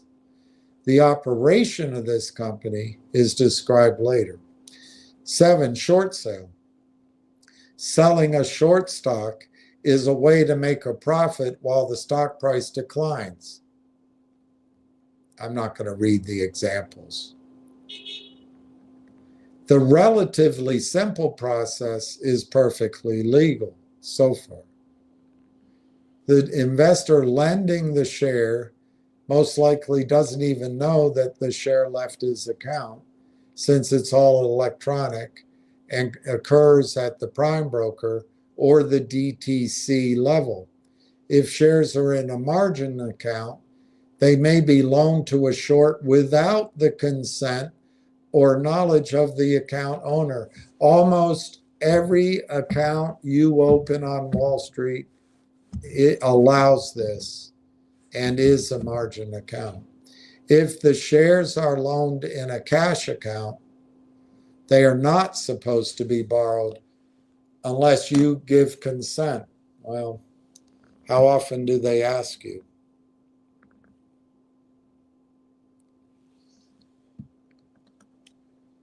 What's a disclosed short? When the short has been borrowed or a suitable share has been located that can be borrowed, it is a disclosed short.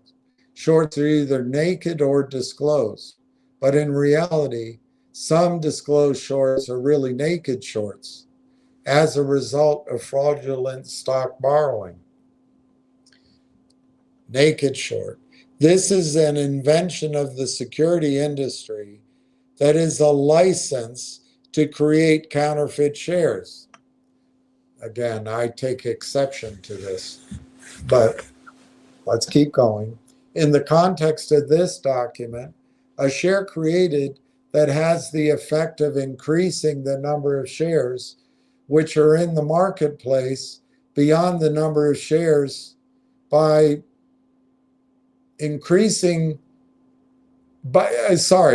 beyond the number of shares issued by the company, and it's considered counterfeit. This is not a legal conclusion, since some shares we consider counterfeit are legal based upon today's rules. See, even he can't use the word counterfeit. The alleged justification for naked shorting is to ensure an orderly and smooth market, which is all baloney. But all too often, it is used to create a virtually unlimited supply of counterfeit shares, which leads to widespread stock manipulation, the linchpin of this massive fraud. Returning to our example, everything is the same except the part about borrowing the share from somebody's account. There are no borrowed shares. Instead, the new shares are created by the broker-dealer or by the DTC. This is his conclusion. Without a borrowed share behind the short share, a naked short is really a counterfeit share. Dr. Trimblath calls them phantom shares to get away from this name. I just think they're all the same. They're all of a piece.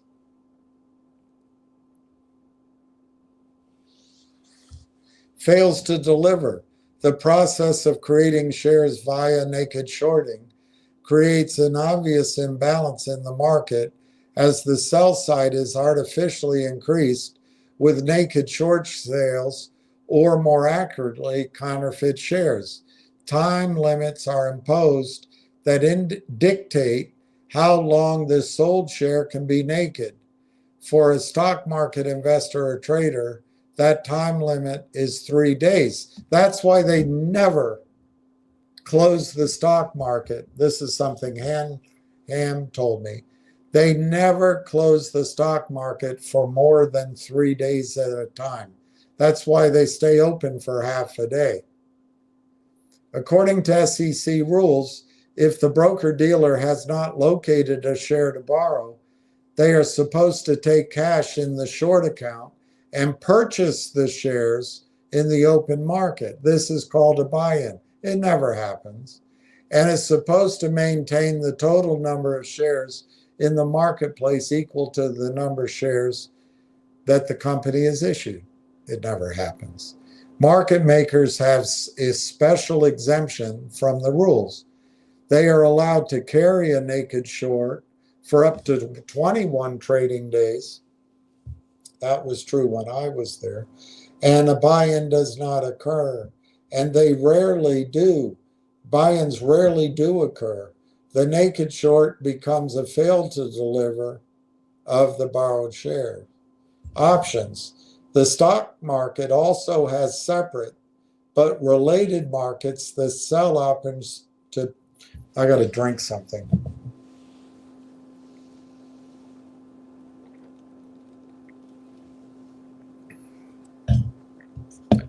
The stock market also has separate but related markets that sell options to purchase shares, a call, and options to sell shares, a put. Options are an integral part of short manipulations, the result of SEC promulgated loopholes in Reg Show. A call works as follows. Anyway, you know how they work. But they allow, options allow the stealing. That's why when finger motion went on the NASDAQ and options were created, all hell breaks loose. Naked call, the same as the above, except when they sell the call, the long, they have no shares in the account. He's selling an option on something he does not own. The SEC allows this.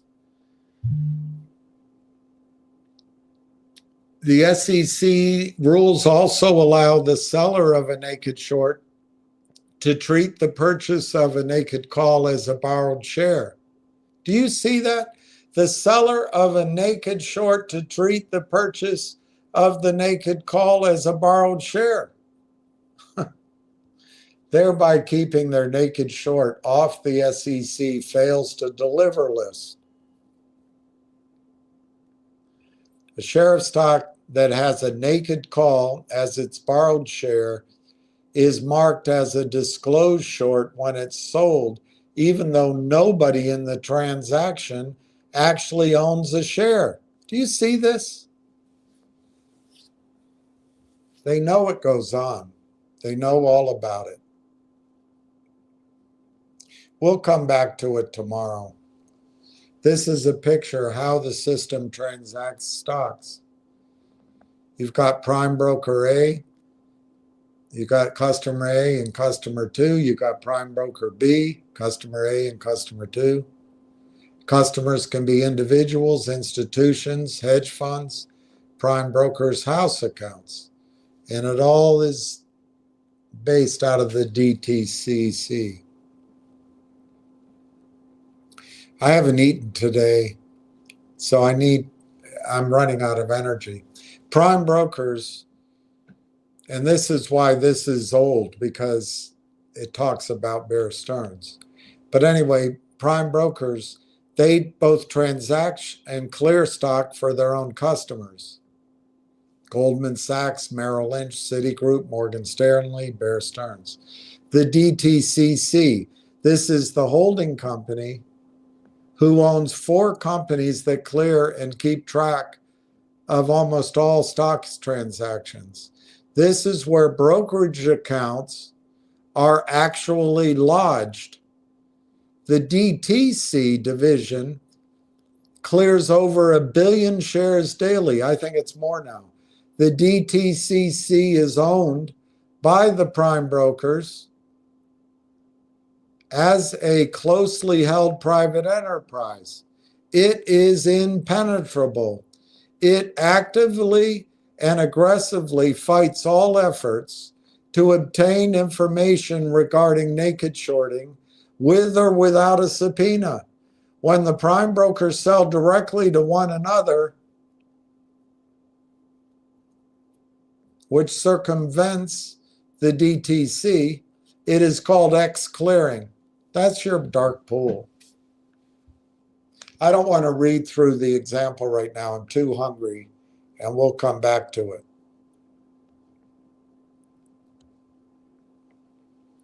Who are the participants in this fraud? The participants subscribe to a theory that it's much easier to make money tearing companies down than building companies up. Number one category, they participate in the process of producing the counterfeit shares that are the currency of the fraud, and or 2, they just actively short and tear companies down. I've tried to describe that to you in my own way. The counterfeiting of shares, to use that term, is accomplished by participating prime brokers. And you think they're going to buy in the stocks? Or the DTC, which is owned by the prime brokers. Lawsuits have been filed against Goldman Sachs, Bear Stearns, Citigroup, Merrill Lynch, UBS, Morgan Stanley, and the DTCC. That's just money making for the lawyers. They know that. The identity of the shorts somehow is elusive, as the shorts obscure their true identity by hiding behind prime brokers or hiding behind layers of offshore domiciled shell corporations. The money is laundered through banks in a number of tax haven countries before it reaches its ultimate beneficiary in New York, New Jersey, San Francisco, or wherever.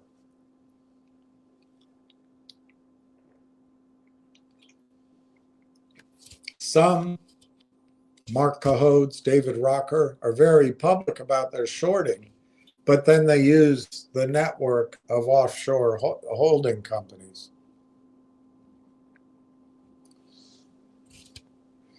Most of the prime brokers have multiple offshore subsidiaries or captive companies that actively, do you hear this? Your broker actively participates in shorting. Most of the prime brokers have multiple offshore subsidiaries or captive companies that actively participate in shorting. The prime brokers also front the shorting of some pretty notorious investors. According to court documents and sworn testimony, some of the money trails at Solomon Smith Barney led to accounts owned by the Gambino crime family. A similar exercise of other prime brokers lead to the Russian mafia, the Cali drug cartel, or other New York crime families, or even the Hells Angels. One short hedge fund, who was particularly destructive as a shell company, was domiciled in Bermuda. Subpoenas revealed that the Bermuda company was owned by another shell company domiciled in another tax haven country. The process went 5 layers deep. And at the bottom of it was a well-known American insurance company. Most of the large securities firms, insurance companies, and multinational companies have layers of offshore captives which avoid taxes. And they engage in stock manipulation. They avoid U.S. regulatory and legal scrutiny and become the closet for deals gone sour. They just bury the trades over there, like Enron did.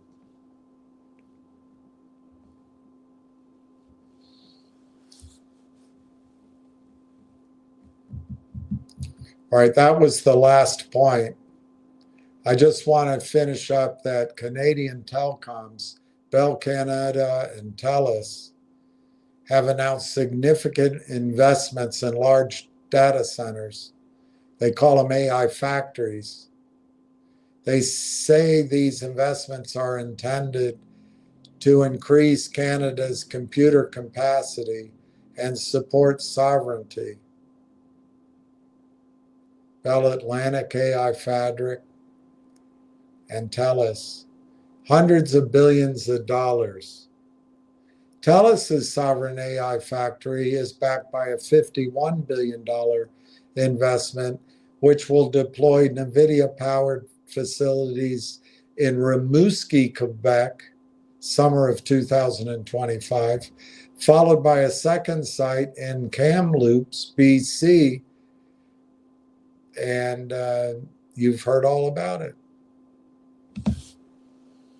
All right, I'm totally out of energy. I'm going to start shaking in a minute.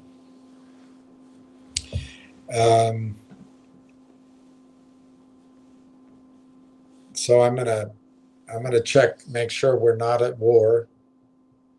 Yeah, I'm I hope I can make it to the store.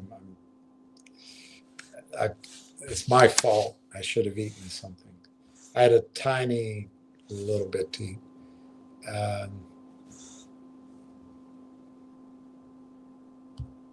We're not at war, thank God. Literally. And I'm not going to look up any other news because I'm really, really at the end of my energy. But I wish each of you peace, and I appreciate your tolerance of my many faults and my errors. But we'll get through this, and I think the next 2 or 3 weeks, maybe longer, are going to be a bit of a slog. I'll finish on the chart. I didn't show the chart. Oh, I'm so tired. I don't think I showed the chart. Let me show it to you. But I wish everybody peace, and I pray for peace in the world. And we'll talk tomorrow. But let me show you the chart first, and then I'm going to sign off.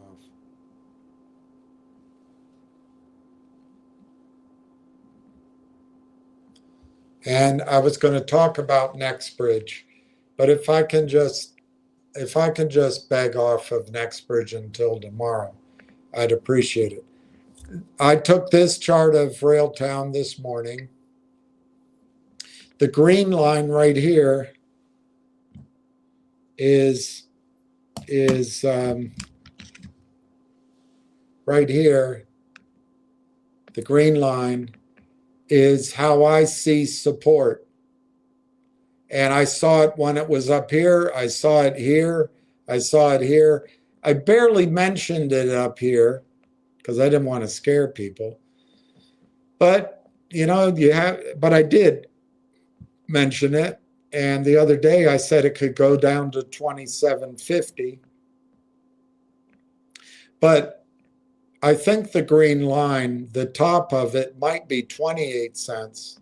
Anyway, I think it's come down to that level. And I think they've tested it. But it might not be over. It might not be over. I think it is. I think they've finished with this 27.58, 28 cents test. But who knows? Look at how it popped up. It's not a huge change in your account, but it's popped up. And you see in the middle of the page in May, I drew the yellow U. I tried to draw a yellow U here. And that might be the bottom, but we'll find out. We'll find out. So the green line is support of long standing in my judgment, and they did not penetrate it. Then I did the parallel blue lines, and I tried to find two lines that are parallel that matched this low, and then you have two or three up here. It's very thick. It's very, maybe it's the wrong one to use. But I matched it with the tops of two or three highs going back to June or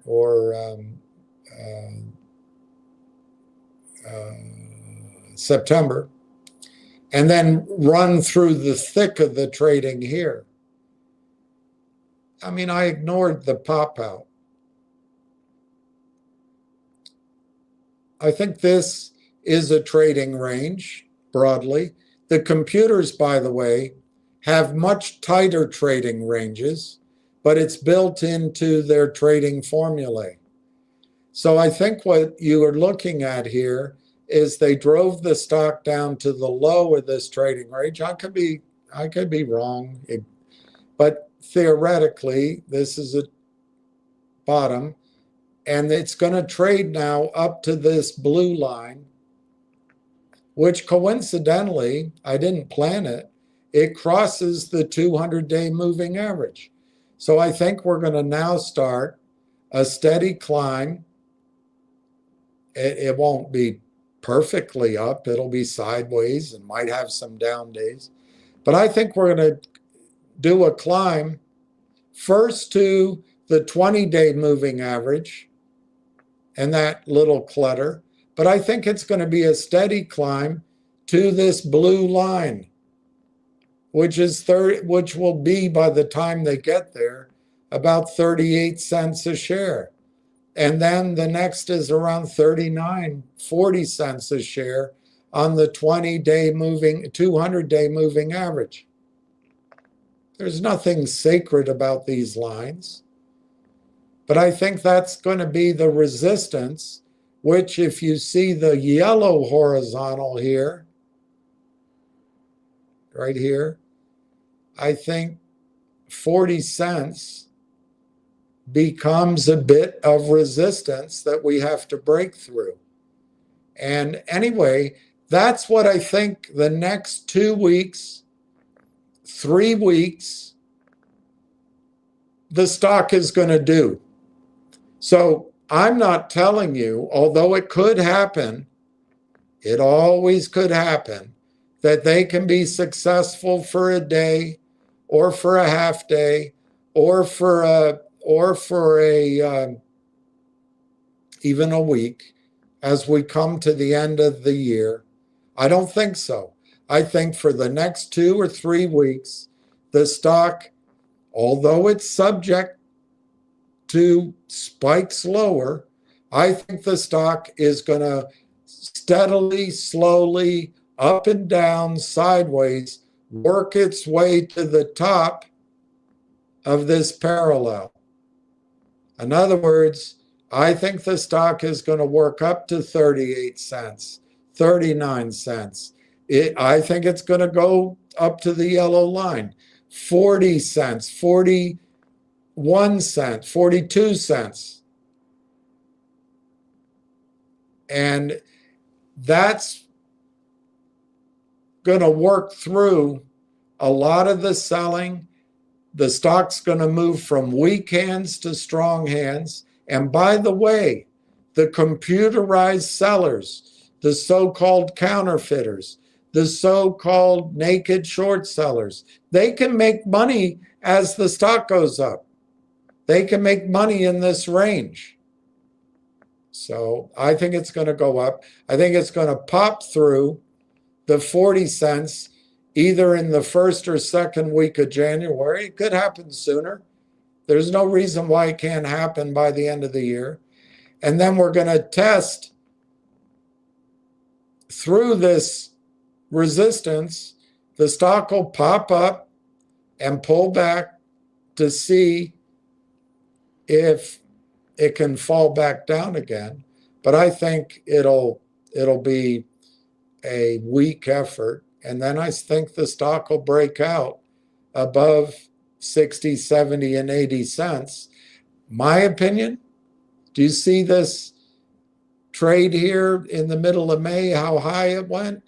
I think, unfortunately, this chart doesn't allow me to do it. But I actually think you could count each of those squares of this downward trend. And when the stock breaks out, you could count the upward squares. And by the way, this is logarithmic on the way up. So it's a huge upside target. But you could count these squares upward and get a target that's literally off this chart. And I think you're going to see that start in January, and I think it's going to accelerate in February. So anyway, that's my chart. And with that, I'm going to sign off. I appreciate everybody's help. I've got to go. I just got to go get something to eat. So thank you for signing in. I hope you have a good night, and we'll talk again tomorrow. Cheers.